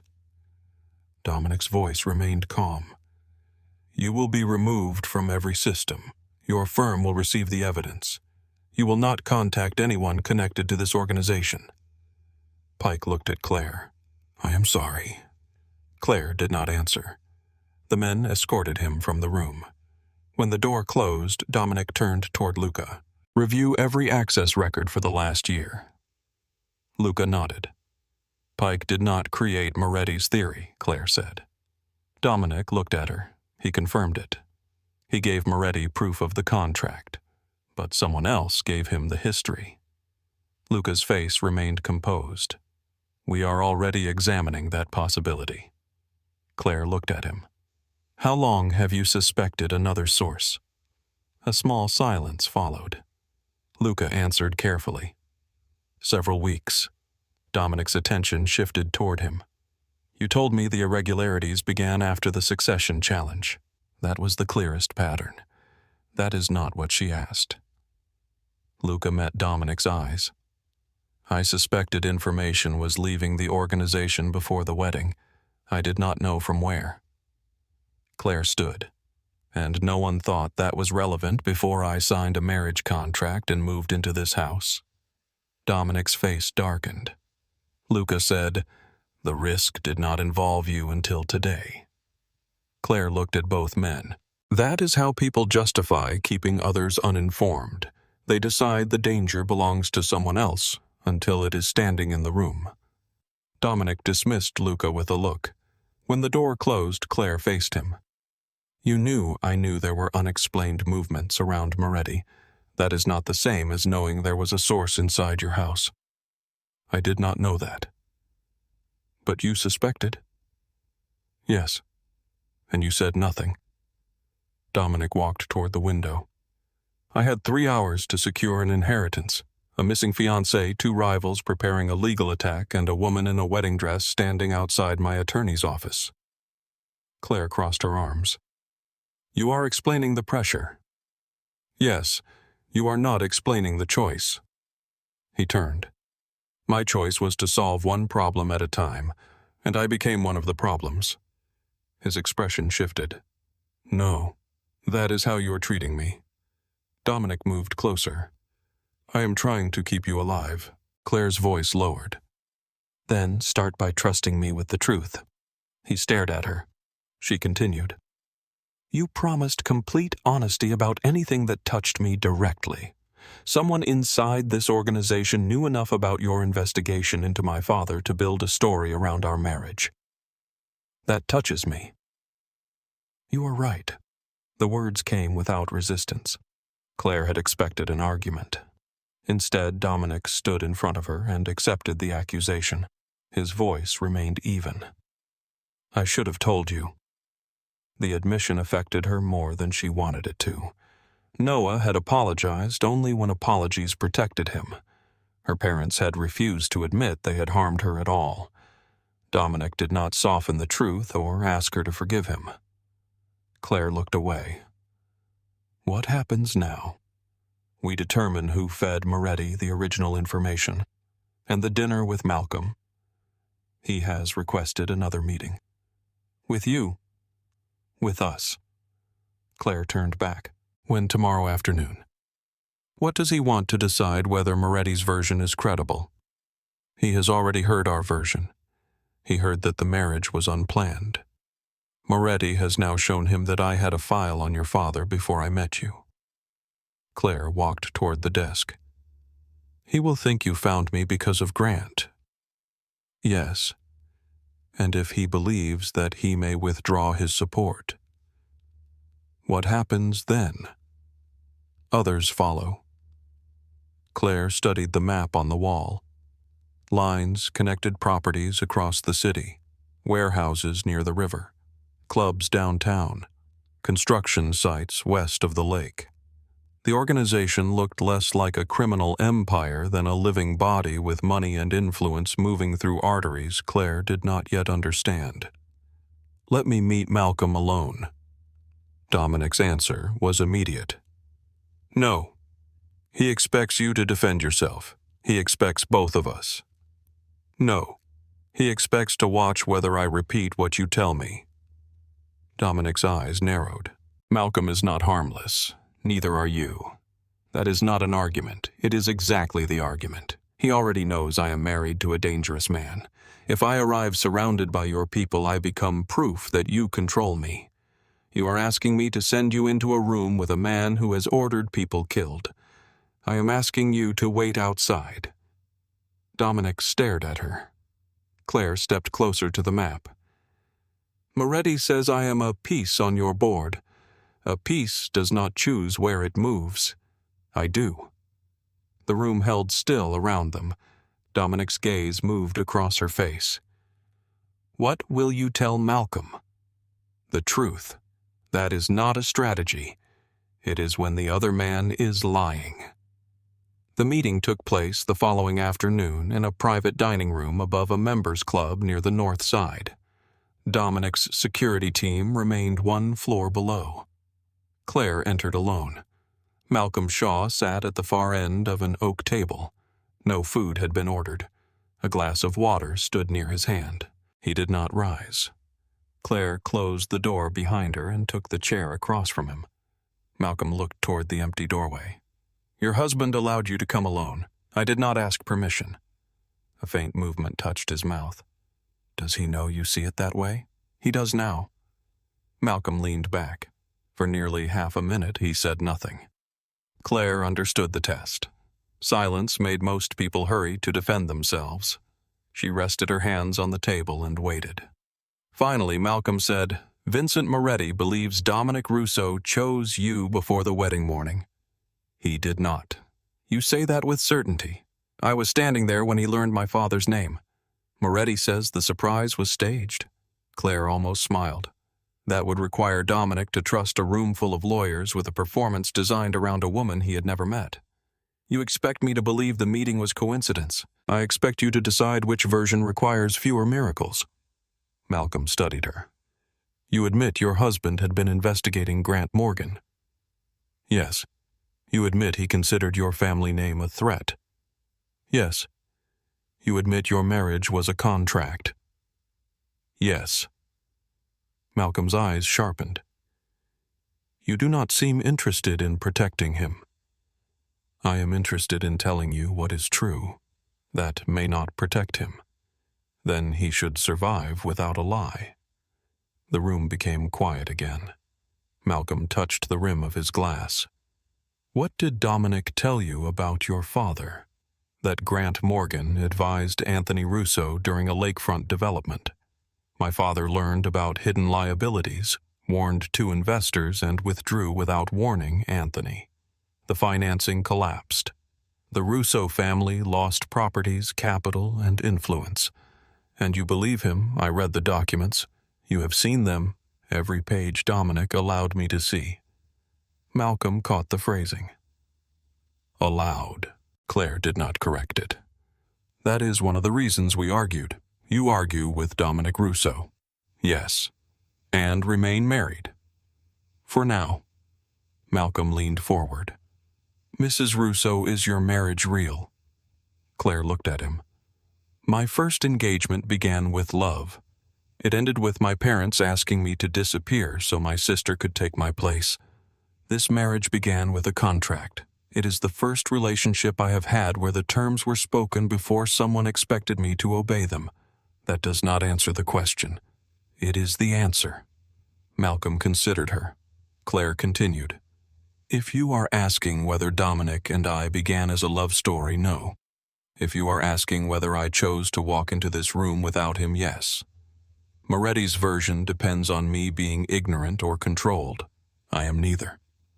Malcolm sat back. For the first time, Claire saw uncertainty move across his face. Not doubt about her. Doubt about the story he had been given. He asked, "What will you do with the file on Grant Morgan?" "I have not decided. Dominic may use it against your father. He may, and you would permit that I do not own the consequences of my father's actions. Yet you are still his daughter." Claire's expression remained steady. "That is a fact, not a debt." Malcolm looked at her for a long time, then he reached for his water. "Moretti underestimated you." Claire stood. "He assumed pain makes people easier to move." "And does it?" "It makes some people stop asking permission." She left the room. Dominic waited in a car across the street. He opened the door as she approached. Claire entered and sat opposite him. "Well?" he asked. He did not declare support. Dominic's jaw tightened. "He also did not ask me to leave. That is not enough. It is more than Moretti wanted." Dominic looked out the window. Claire studied him. "You hated letting me go in there alone?" "Yes." "Why?" "Because Malcolm does not forgive weakness." "That is not the whole answer." Dominic's eyes returned to hers. "No." She waited. He did not continue. Claire looked away. The car moved into traffic. Her phone vibrated. Maya's name appeared on the screen. Claire answered. "Are you alone?" Maya asked. "No." "Can Dominic hear me?" Claire looked at him. "Yes." "Good. He should." Maya's voice was tight. One of our investigators found traffic camera footage from the morning of the wedding. A Russo vehicle was parked 2 blocks from the Ashbourne Hotel at 1:30. Claire felt the air leave her lungs. She looked across the car. Dominic's face had already changed. Maya continued. The plate belongs to one of his companies. Moretti's people requested the footage yesterday. Claire ended the call. The city moved outside the windows. Dominic said nothing. Claire's voice came quietly. You were near the hotel. Yes, before you found me. Yes. She stared at him. You told me our meeting was accidental. It was. What were you doing there watching your father? Claire looked toward the driver. Stop the car. Dominic leaned forward. Claire, stop the car. The vehicle pulled to the curb. Claire opened the door and stepped onto the sidewalk. Dominic followed. Wind moved between the buildings cold enough to sting. Claire turned on him. You were investigating Grant. You were outside the hotel where his daughter was getting married. Then you found me wearing a wedding dress and asked me to marry you. I did not know who you were, but you knew a Morgan wedding was happening. I knew Grant was attending a private meeting at the hotel before the ceremony. What meeting? A financial advisor connected to the old lakefront deal. And you did not think that mattered. I did not connect you to him until the background check. Claire stepped closer. You promised honesty. I told you the meeting was accidental. You told me the sentence that protected you. Dominic's eyes hardened. I did not engineer your betrayal. I know. I did not know Noah Whitmore. I did not know Madison. I did not know you. I know. Then what are you accusing me of? Deciding which truths I was allowed to have. Dominic became silent. Claire looked at him, feeling the wound beneath the anger. Not because she believed he had arranged the wedding disaster, because she believed he had learned enough about her to understand why concealment mattered. You said complete honesty about anything that touched me directly. I should have told you. Yes, I thought the information would create suspicion where none was needed. Claire laughed once bitterly. You were afraid I would misunderstand. Yes. So you made the decision for me. Dominic had no answer. Claire returned to the car and retrieved her purse. Where are you going to Maya's? You cannot stay there without security. I did not say I would. Dominic stepped toward her. Claire. She faced him. I am not ending the contract. I am not helping Moretti. I am leaving your house until I know whether you can tell me the truth before it becomes useful. For several seconds, Dominic looked as though he might refuse. Then he nodded. I will arrange a secure apartment. No cameras inside. Agreed. No one enters without my permission. Agreed. And no more decisions about what I deserve to know. His voice lowered. Agreed. Claire moved into the apartment that evening. It belonged to a Russo property company and overlooked the river from the 21st floor. The rooms were elegant and impersonal.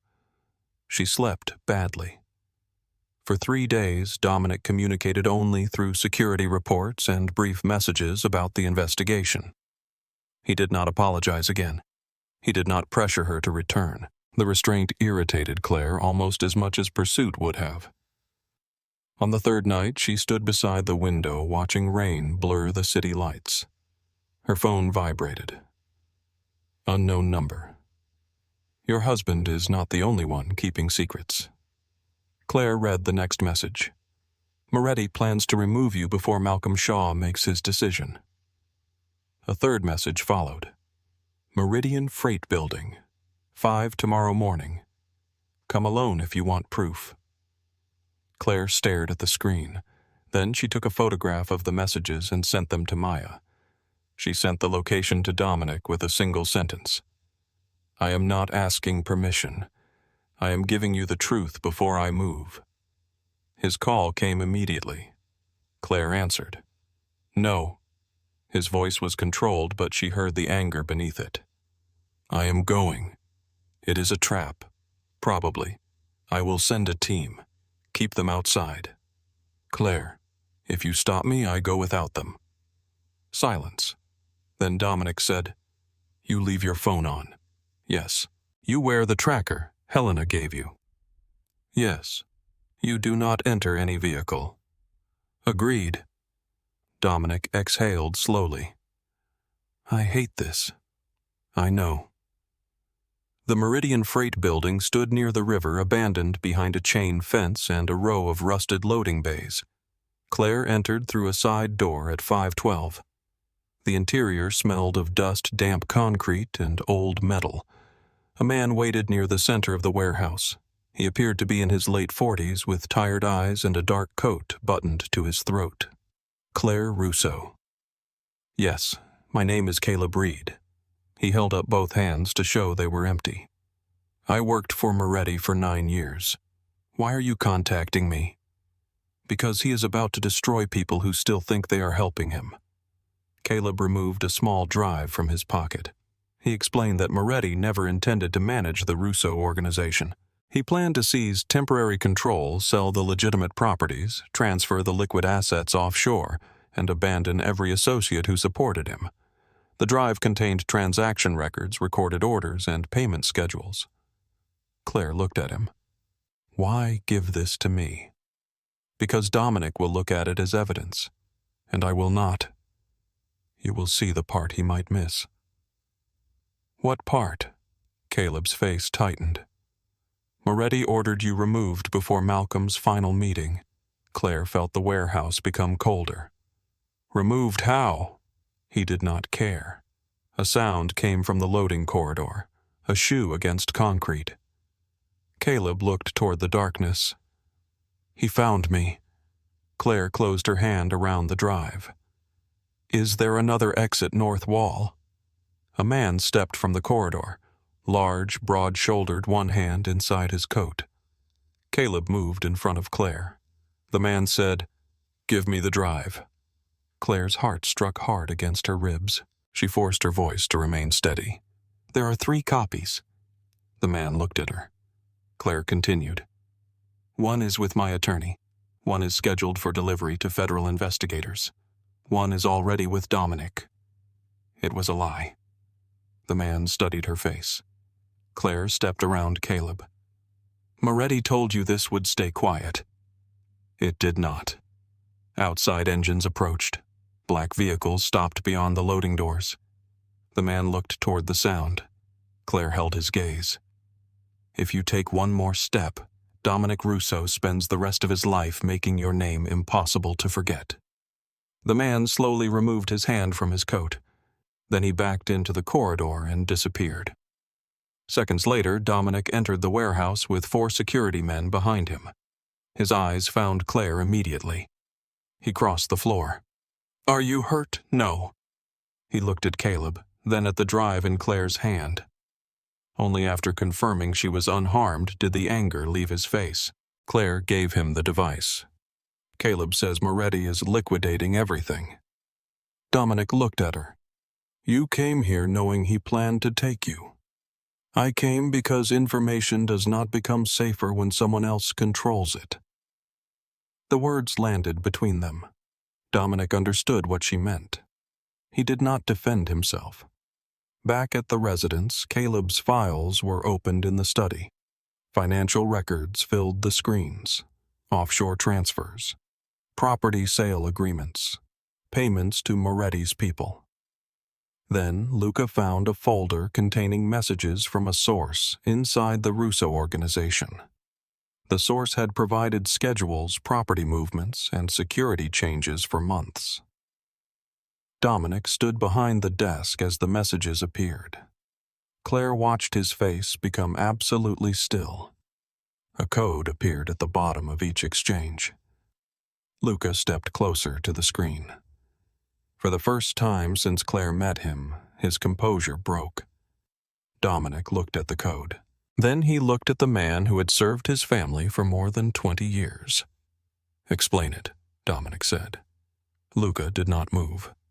Claire felt the room close around them. The code belonged to one person. Luca Marino did not deny the code. That was the first thing Claire noticed. He did not look toward the door. He did not ask where the file came from. He did not insult the evidence or accuse Caleb Reed of lying. He simply stood beside the screen while 20 years of loyalty collapsed in silence. Dominic moved around the desk. "Explain it."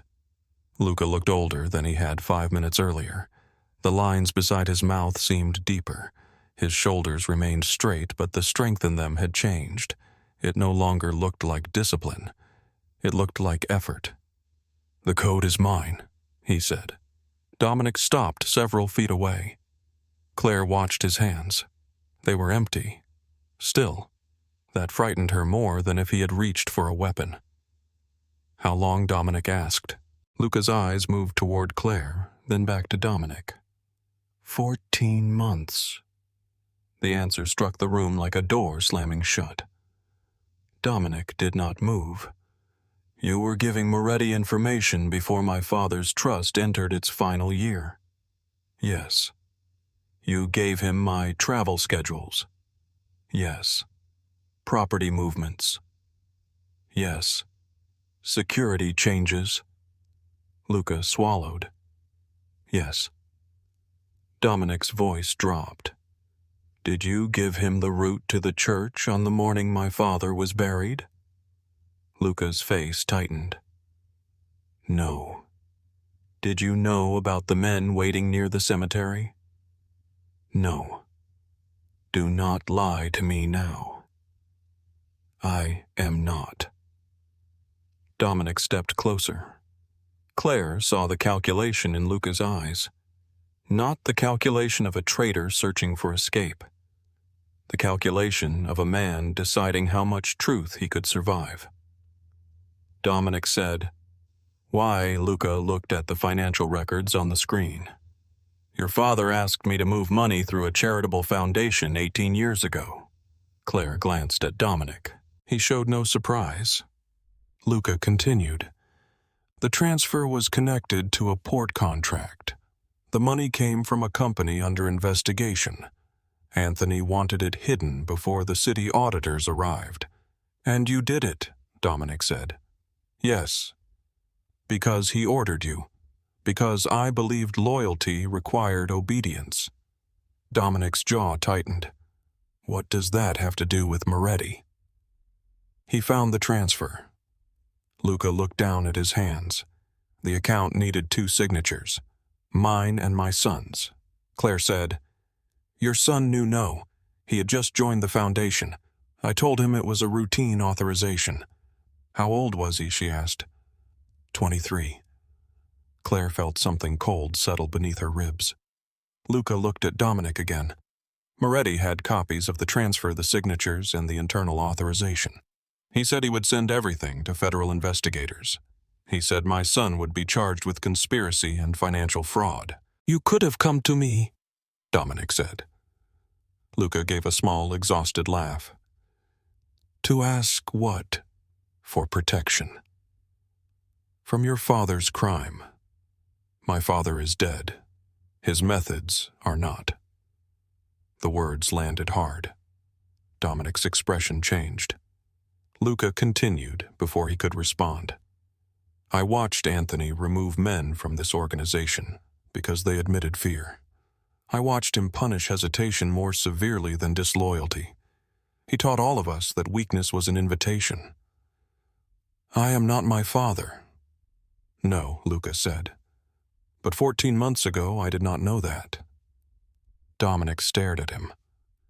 Claire saw anger move through him, but beneath it was something worse. Recognition.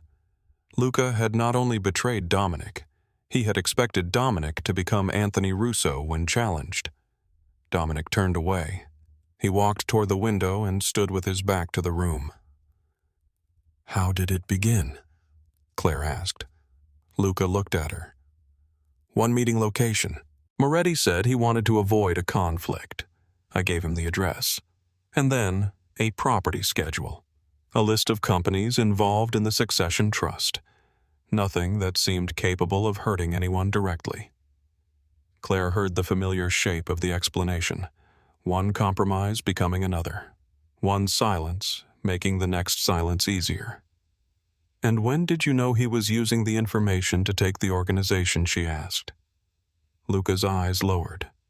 6 months ago. You continued. Yes. Why? Because by then he had enough evidence to destroy my son and enough messages to destroy me. Dominic turned. You were willing to let him destroy everyone else instead. Luca did not defend himself. Yes. Dominic crossed the room so quickly that Claire barely saw him move. He seized Luca by the front of his jacket and drove him back against the wall. The impact shook the framed map beside them. Security men appeared at the study door. Claire raised one hand. Stay outside. They looked toward Dominic. He did not release Luca. Claire stepped closer. Dominic! Luca's breathing was shallow, but he did not resist. Dominic's voice was low. You sat beside me every morning. Luca closed his eyes. You helped me identify threats you had already warned. Yes. You stood in my house and watched her sign a contract while Moretti waited for the details. I did not know Pike would sell the agreement, but you gave Moretti enough to understand what it meant. Luca opened his eyes. Yes. Dominic tightened his grip. Claire saw what could happen next. It would not be loud. It would not be chaotic.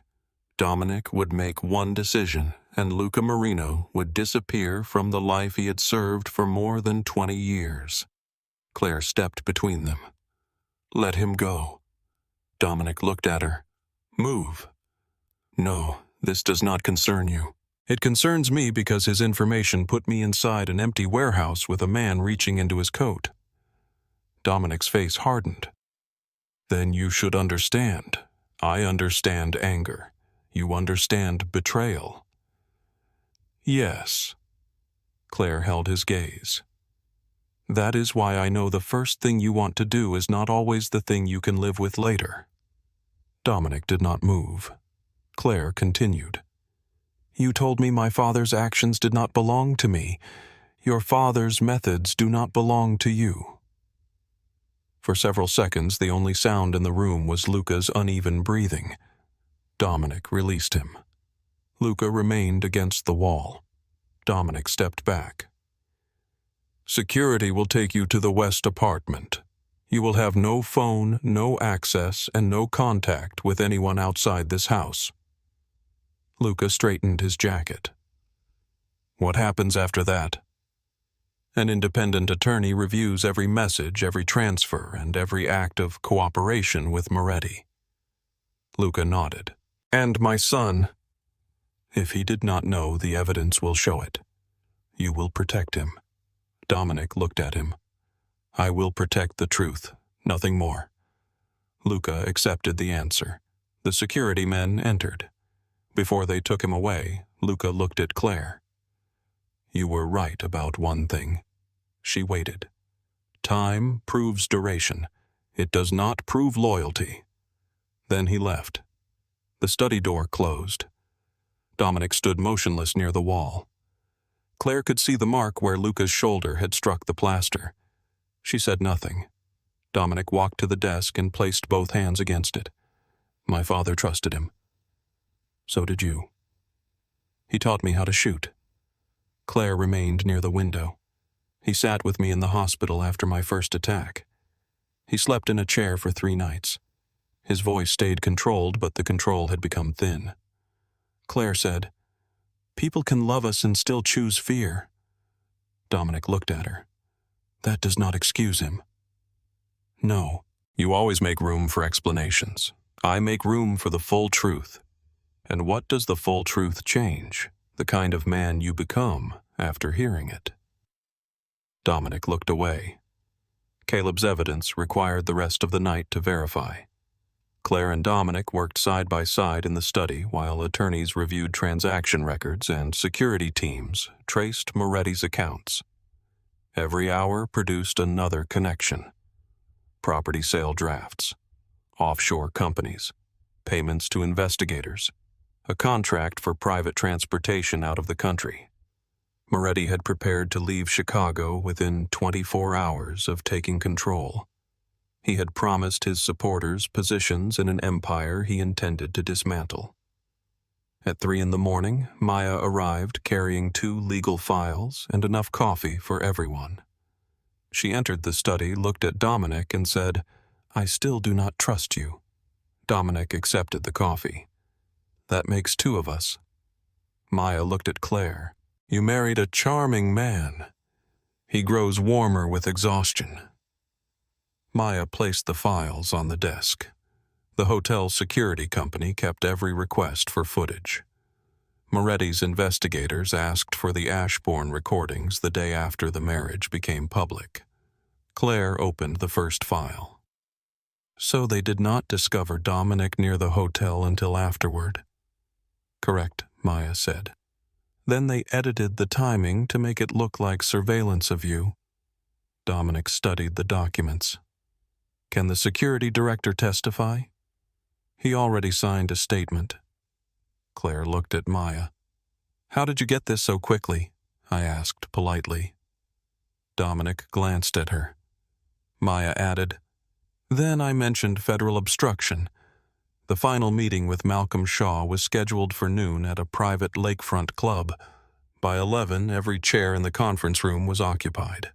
Malcolm sat at the head of the table. Representatives from the DeLuca Group and 2 financial trustees sat along the windows. Moretti stood near the far end, dressed in a dark suit, speaking quietly to one of his attorneys. His smile appeared when Dominic entered. It disappeared when Claire walked in beside him. Moretti looked toward the door as though expecting someone else. Claire understood. He had expected her to be missing. Dominic pulled out her chair. She sat. Moretti recovered quickly. "This is becoming theatrical." Claire looked at him. "You hired a man to follow me into a warehouse. I assumed you enjoyed drama." Several people turned toward Moretti. His smile returned thinner now. "An accusation without proof." Dominic placed Caleb's drive on the table. "Then you will enjoy the evidence." The next 40 minutes belonged to numbers. The attorneys displayed the offshore accounts, property transfers, and sale agreements. Each document removed another layer of Moretti's story. He had not prepared to protect the organization. He had prepared to liquidate it. One of the trustees leaned toward him. "You promised these properties would remain under local control." "They would have." Malcolm tapped the contract on the screen. "This agreement transfers them to a holding company in the Cayman Islands." Moretti's attorney whispered something. Moretti ignored him. "These are contingency plans." Claire opened Maya's file. "So was the surveillance around my wedding." Moretti looked at her. Claire placed the hotel security statement on the table. "Your investigators requested the footage after my marriage was reported. Then you presented Dominic's presence near the hotel as proof he had been watching me. He was watching your father." "Yes, and married you hours later." "Yes." Moretti spread his hands. "You are proving my argument." "No," Claire said. "I am proving you assembled facts in the order that served you." She turned toward Malcolm. "Dominic was near the Ashbourne because he was investigating Grant Morgan. He did not know I was Grant's daughter. I did not know he was connected to my father. We met because I left my wedding on foot and happened to turn onto the street where his attorneys were working." Moretti laughed. "A coincidence convenient enough to secure his inheritance." Claire met his eyes. "You believe pain makes people easy to use." His smile faded. "You believed my sister's betrayal made me weak enough to become Dominic's weapon. Then you believed fear would keep me away from this table." She looked around the room. "My marriage began as a contract. I have never denied that. But contracts do not make choices after they are signed. People do." Moretti leaned forward. "And what choice are you making now?" Claire looked at Dominic. He did not guide her. He did not answer for her. He waited. She turned back to Moretti. I am choosing the man who told me the truth when the truth damaged him. Moretti's eyes narrowed. You barely know him. I knew my first fiancé for 3 years. The room became silent. Claire continued. Time does not make betrayal impossible. Sometimes it only makes betrayal more expensive. Malcolm looked toward the DeLuca representatives. One of them closed the folder Moretti had provided. We withdraw our support. The first trustee followed. So do we. Moretti looked toward Malcolm. You cannot believe this performance. Malcolm placed both hands on the table. I believe the man asking for control planned to sell the assets before he received them. Moretti stood. This organization will collapse under Russo. Dominic's voice remained calm. Then you should have stayed to watch. The conference room doors opened. 2 federal investigators entered with uniformed officers behind them. Moretti looked toward his attorney. His attorney stepped away. Maya had sent Caleb's records to prosecutors before the meeting began. One investigator approached Moretti. We need you to come with us. Moretti looked at Dominic. You think choosing mercy makes you different from your father? Dominic stood. No. His voice was quiet enough that everyone listened.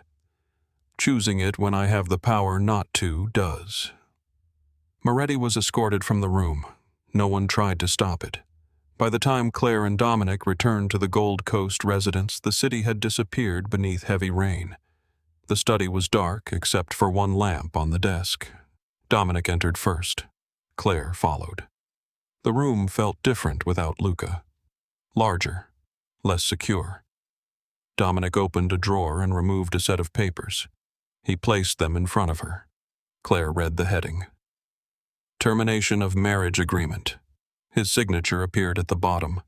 She looked up. What is this? The succession is secure. Moretti's claim is finished. The terms allow you to leave with the full settlement. You already signed it. Yes, without asking me. Dominic's face tightened. I am giving you the choice. By ending the contract before I make it. You stayed through the danger. You owe me nothing. Claire looked down at the papers. She thought of the bridal suite, her father arranging a car, her mother deciding Claire was strong enough to lose everything quietly, Noah asking whether her second marriage was revenge. Then she thought of Dominic outside the warehouse. Are you hurt? Not where were you? Not why did you disobey? Are you hurt? She tore the agreement in half. Dominic stared at her. Claire, I am not staying because of your contract. His voice lowered. Then why are you staying? She stepped around the desk. Because you are the first person who has ever admitted when honesty cost you something. Dominic did not move. Claire stood close enough to see exhaustion beneath his eyes. Because you let me challenge you. That does not seem like a reason to marry someone. It is when everyone else spent your life demanding obedience. He looked at the torn papers. And if I disappoint you again, you will. Dominic raised his eyes. Claire continued. So will I. The question is what we do after. His hand lifted slowly toward her face. He stopped before touching her. Claire understood the question. She closed the distance herself. Dominic's fingers rested against her cheek. The touch was careful, almost uncertain. Nothing about him had seemed uncertain before. Their first kiss was quiet. No audience, no judge, no deadline, no contract waiting on the table. When they separated, Dominic rested his forehead against hers. A sound came from the front hall. Voices. One of the guards appeared in the study doorway. Mr. Russo, Mrs. Russo, there is someone at the entrance. Dominic stepped back. Who? The guard looked at Claire. Madison Morgan. Claire became still. She has one suitcase, the guard said. She says Noah left her. Dominic looked toward Claire. He did not tell her what to do. Claire turned toward the hallway. For the first time in her life, her sister was waiting outside a door Claire controlled. Madison stood beneath the light outside the Russo residence with one hand wrapped around the handle of a silver suitcase. Rain had darkened her hair and ruined the careful shape of her makeup. Mascara marked the skin beneath her eyes. Her coat was open over a wrinkled white blouse and one heel was broken. For a brief second, Claire saw the woman who had walked into the bridal suite wearing her dress. Then Madison lifted her face. The defiance was gone. What remained was panic. The guard opened the door only after Claire nodded. Madison stepped into the entrance hall and stopped when she saw Dominic standing several feet behind Claire. Her eyes moved over him cautiously. "Can we talk alone?" Claire did not turn toward Dominic. "You can speak here." Madison's mouth tightened. "This is family." Claire looked at her. "So was my wedding." The words landed cleanly. Madison lowered her gaze. Helena appeared near the staircase, took in the wet coat and suitcase, then looked toward Claire for instruction. Claire said, "Bring her a towel." Madison looked relieved. Claire saw the relief and understood what her sister had assumed. A towel meant entry. Kindness meant rescue. That was how their family had trained both of them. Helena returned with a folded towel and handed it to Madison. Claire remained where she was. "What happened?" Madison pressed the towel against her hair. "Noah left. For whom I do not know." Claire waited. Madison looked toward Dominic again. "He has been seeing someone from his company. Maybe more than one person. I found messages. You knew he was capable of cheating." Madison flinched. "I thought it was different with me." Claire said nothing. Madison's voice broke. "He said the wedding ruined his reputation. He said everyone thinks he married me because he was sleeping with me before the ceremony. That is what happened. He said I embarrassed him." Claire almost laughed, but the sound never reached her mouth. Noah had betrayed 2 women and still found a way to describe himself as the injured person. Madison continued. "His company placed him on leave. There is an investigation into some property valuations. He thinks Dad may have told someone." "What do you want from me?" Madison stared at her. "I had nowhere else to go." "You have an apartment." Noah emptied the joint account. "The lease is in his name. Mom and Dad. They will not let me stay there." "Why?" "There are reporters outside the house." Claire felt no satisfaction, only recognition. Their parents had protected Madison until protection became inconvenient. Madison took a small step forward. "I need a place for a few nights." Claire looked at the suitcase, then at the woman holding it. "You did not come because you are sorry." Madison's face changed. "That is not fair. You came because the people you chose stopped protecting you. I made a mistake. 4 months is not a mistake." Madison looked toward the floor. Claire heard her own voice from the study hours earlier. "Time does not make betrayal impossible. Sometimes it only makes betrayal more expensive." Madison began to cry. Not elegantly, not quietly. Her shoulders shook beneath the wet coat. "I do not know what to do." Claire believed her. That was the difficult part. She believed Madison was frightened. She believed Madison had been abandoned.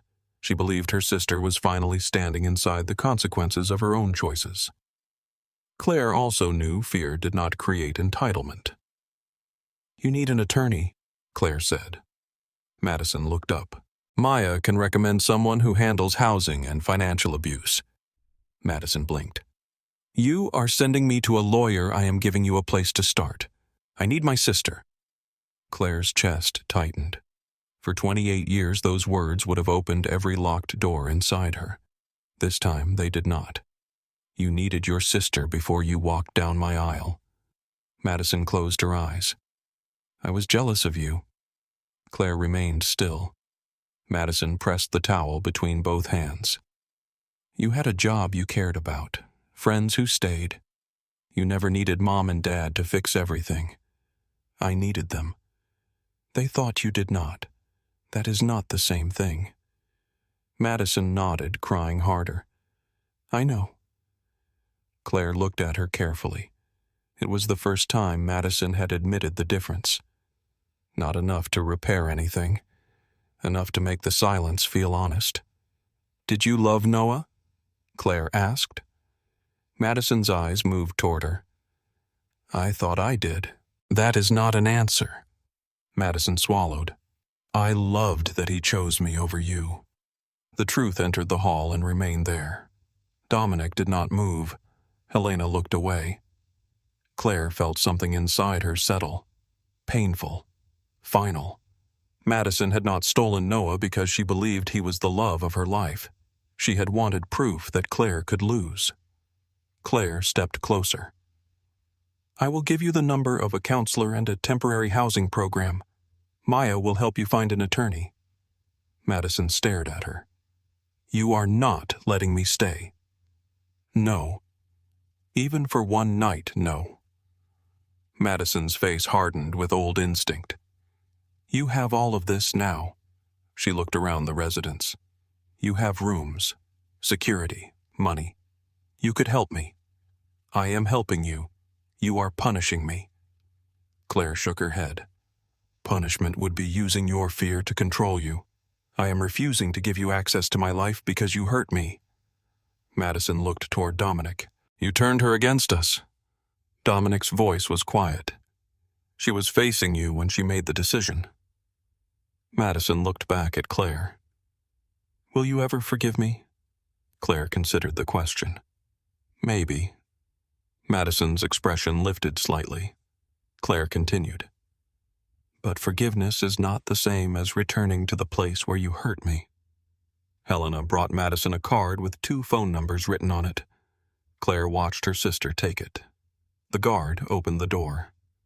Madison hesitated on the threshold. I am sorry. Claire did not know whether the apology was complete. She did not need to decide that night. I heard you. Madison stepped into the rain. The door closed. Claire stood in the entrance hall until the sound of the departing car disappeared. Dominic remained beside her. You could have sent her away without help. Yes. Why did you not? Claire looked at the closed door. Because I do not want to become cruel just because cruelty would be understandable. Dominic studied her. Then he took her hand. The next morning, Grant Morgan requested a meeting. He did not call Claire directly. He contacted Maya and asked for formal representation. That detail was the first sign that something had changed. The meeting took place in Dominic's study. Grant arrived alone carrying a leather case. He looked smaller without Elaine beside him.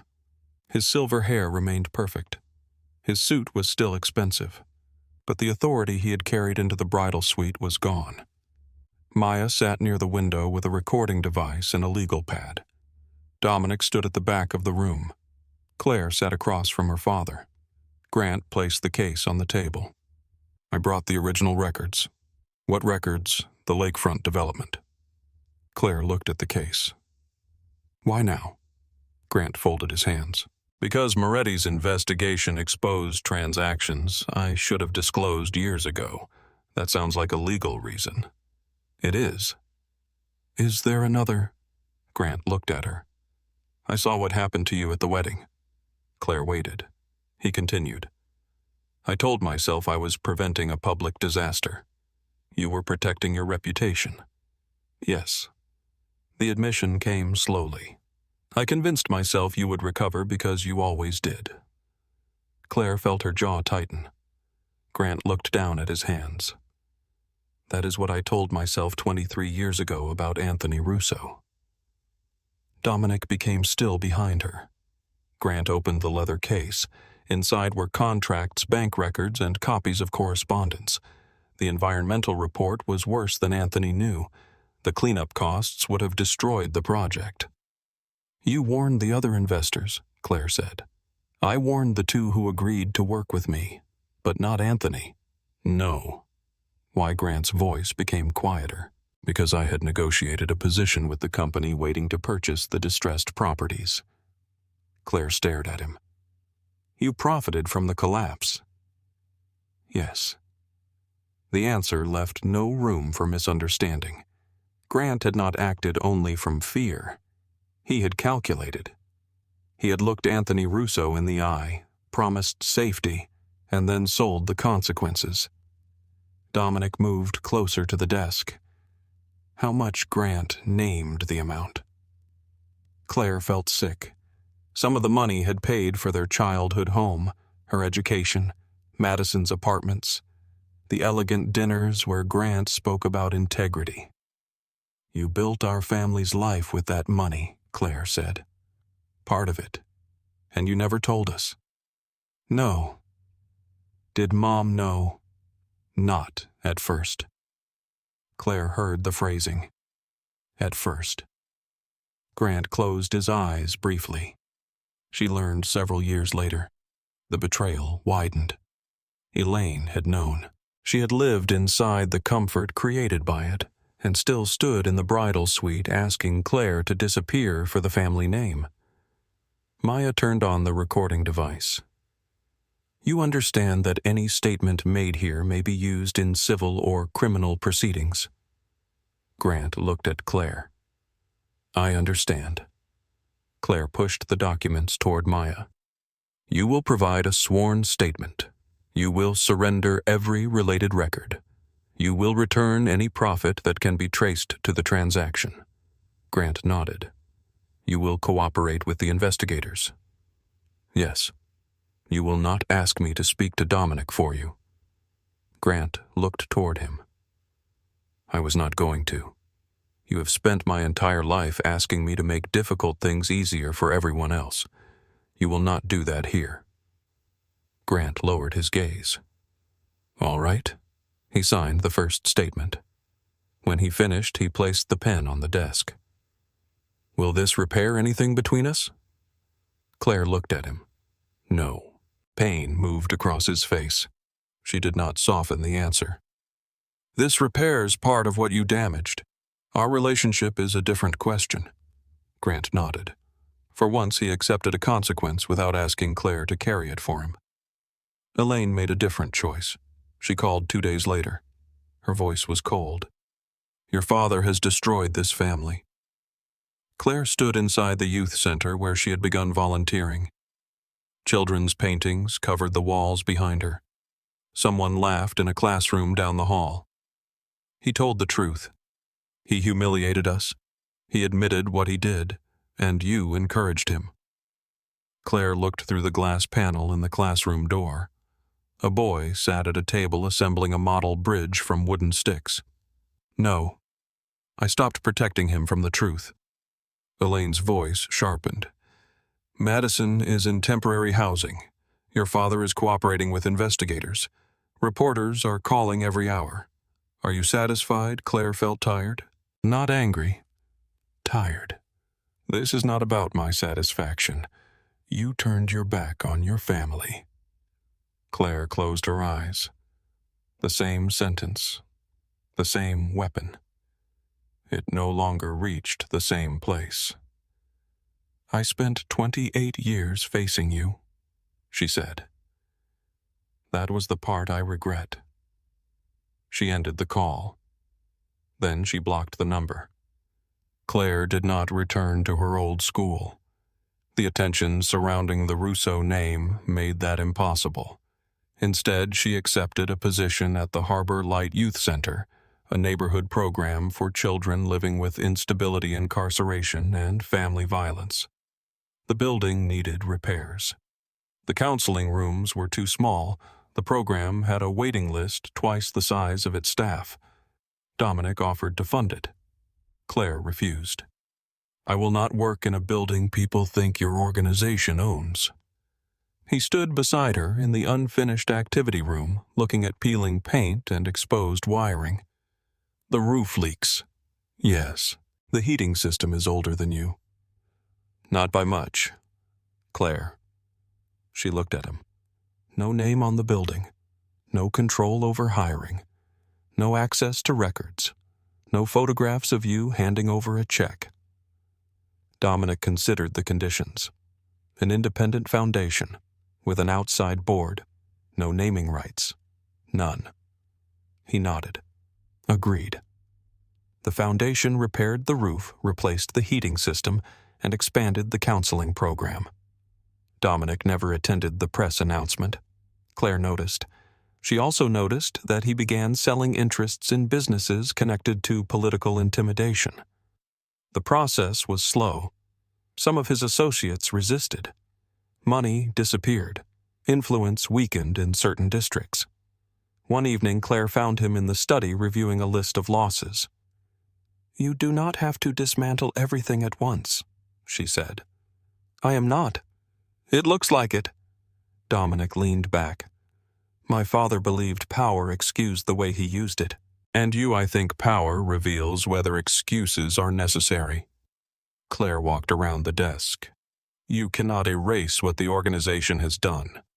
No, you cannot become innocent." "I know." She placed a hand on his shoulder. "But you can decide what continues." Dominic covered her hand with his. "That sounds like something you tell children. I tell children the truth in words they can use." Months later, Luca entered custody after agreeing to testify. Before he left, he asked to see Dominic once. Claire remained outside the study. The meeting lasted 11 minutes. When Luca emerged, his face was pale but calm.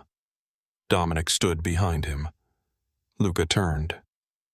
"You should have trusted me with the truth," Dominic said. Luca looked at him. "You had to become a man I could trust first." Dominic did not answer. Luca left with the investigators.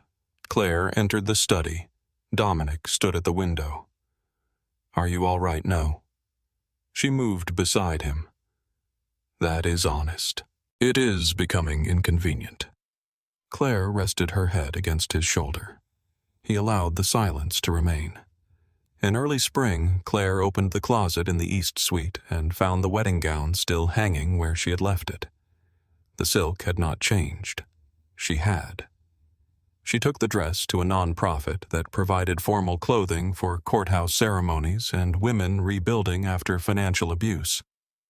The volunteer examined the fabric. "It is beautiful." "Yes. Does it have sentimental value?" Claire ran her fingers along the sleeve. "It used to." She signed the donation form. Claire Russo. The name no longer felt borrowed. Several weeks later, Dominic asked Claire to meet him on the roof of the youth center after closing.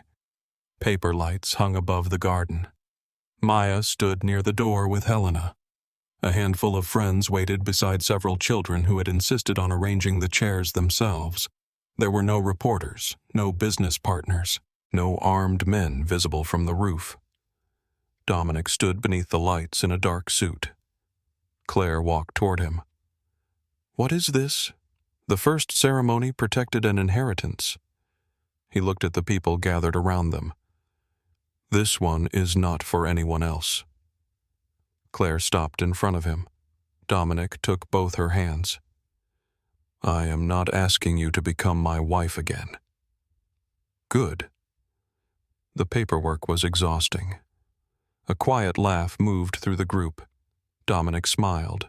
Then his expression became serious. "I am asking whether you will keep choosing this life with me when it is difficult." Claire looked at the man she had met on a rain-darkened street, the man who had offered her a contract instead of a promise, the man who had failed to tell her everything, the man who had learned to return with the truth before she demanded it. Only if we tell each other the truth before it becomes convenient. Dominic's hands tightened around hers. Agreed. They exchanged vows beneath the paper lights. No deadline waited. No rival watched the clock. No one had chosen Claire's dress, her words, or the man standing in front of her. Later, after the guests left, Claire and Dominic remained on the roof. Chicago spread below them in glass steel and light. Months earlier, Claire had walked through those streets barefoot, carrying her shoes and trying to understand how an entire life could disappear before sunrise. Dominic stood beside her. "What are you thinking?" Claire looked toward Lake Michigan. "My sister thought she stole my life." "And did she?" Claire watched the city lights tremble across the dark water. "No." Dominic waited. Claire slipped her hand into his. "She only forced me to stop living the one they chose for me." The morning Claire Morgan lost her groom, she believed everything had been taken. By sunrise, she had married the most dangerous man in Chicago. By the time she loved him, she understood that neither betrayal nor marriage had given her a new life. She had built it herself. Dominic had simply become the man strong enough to build beside her.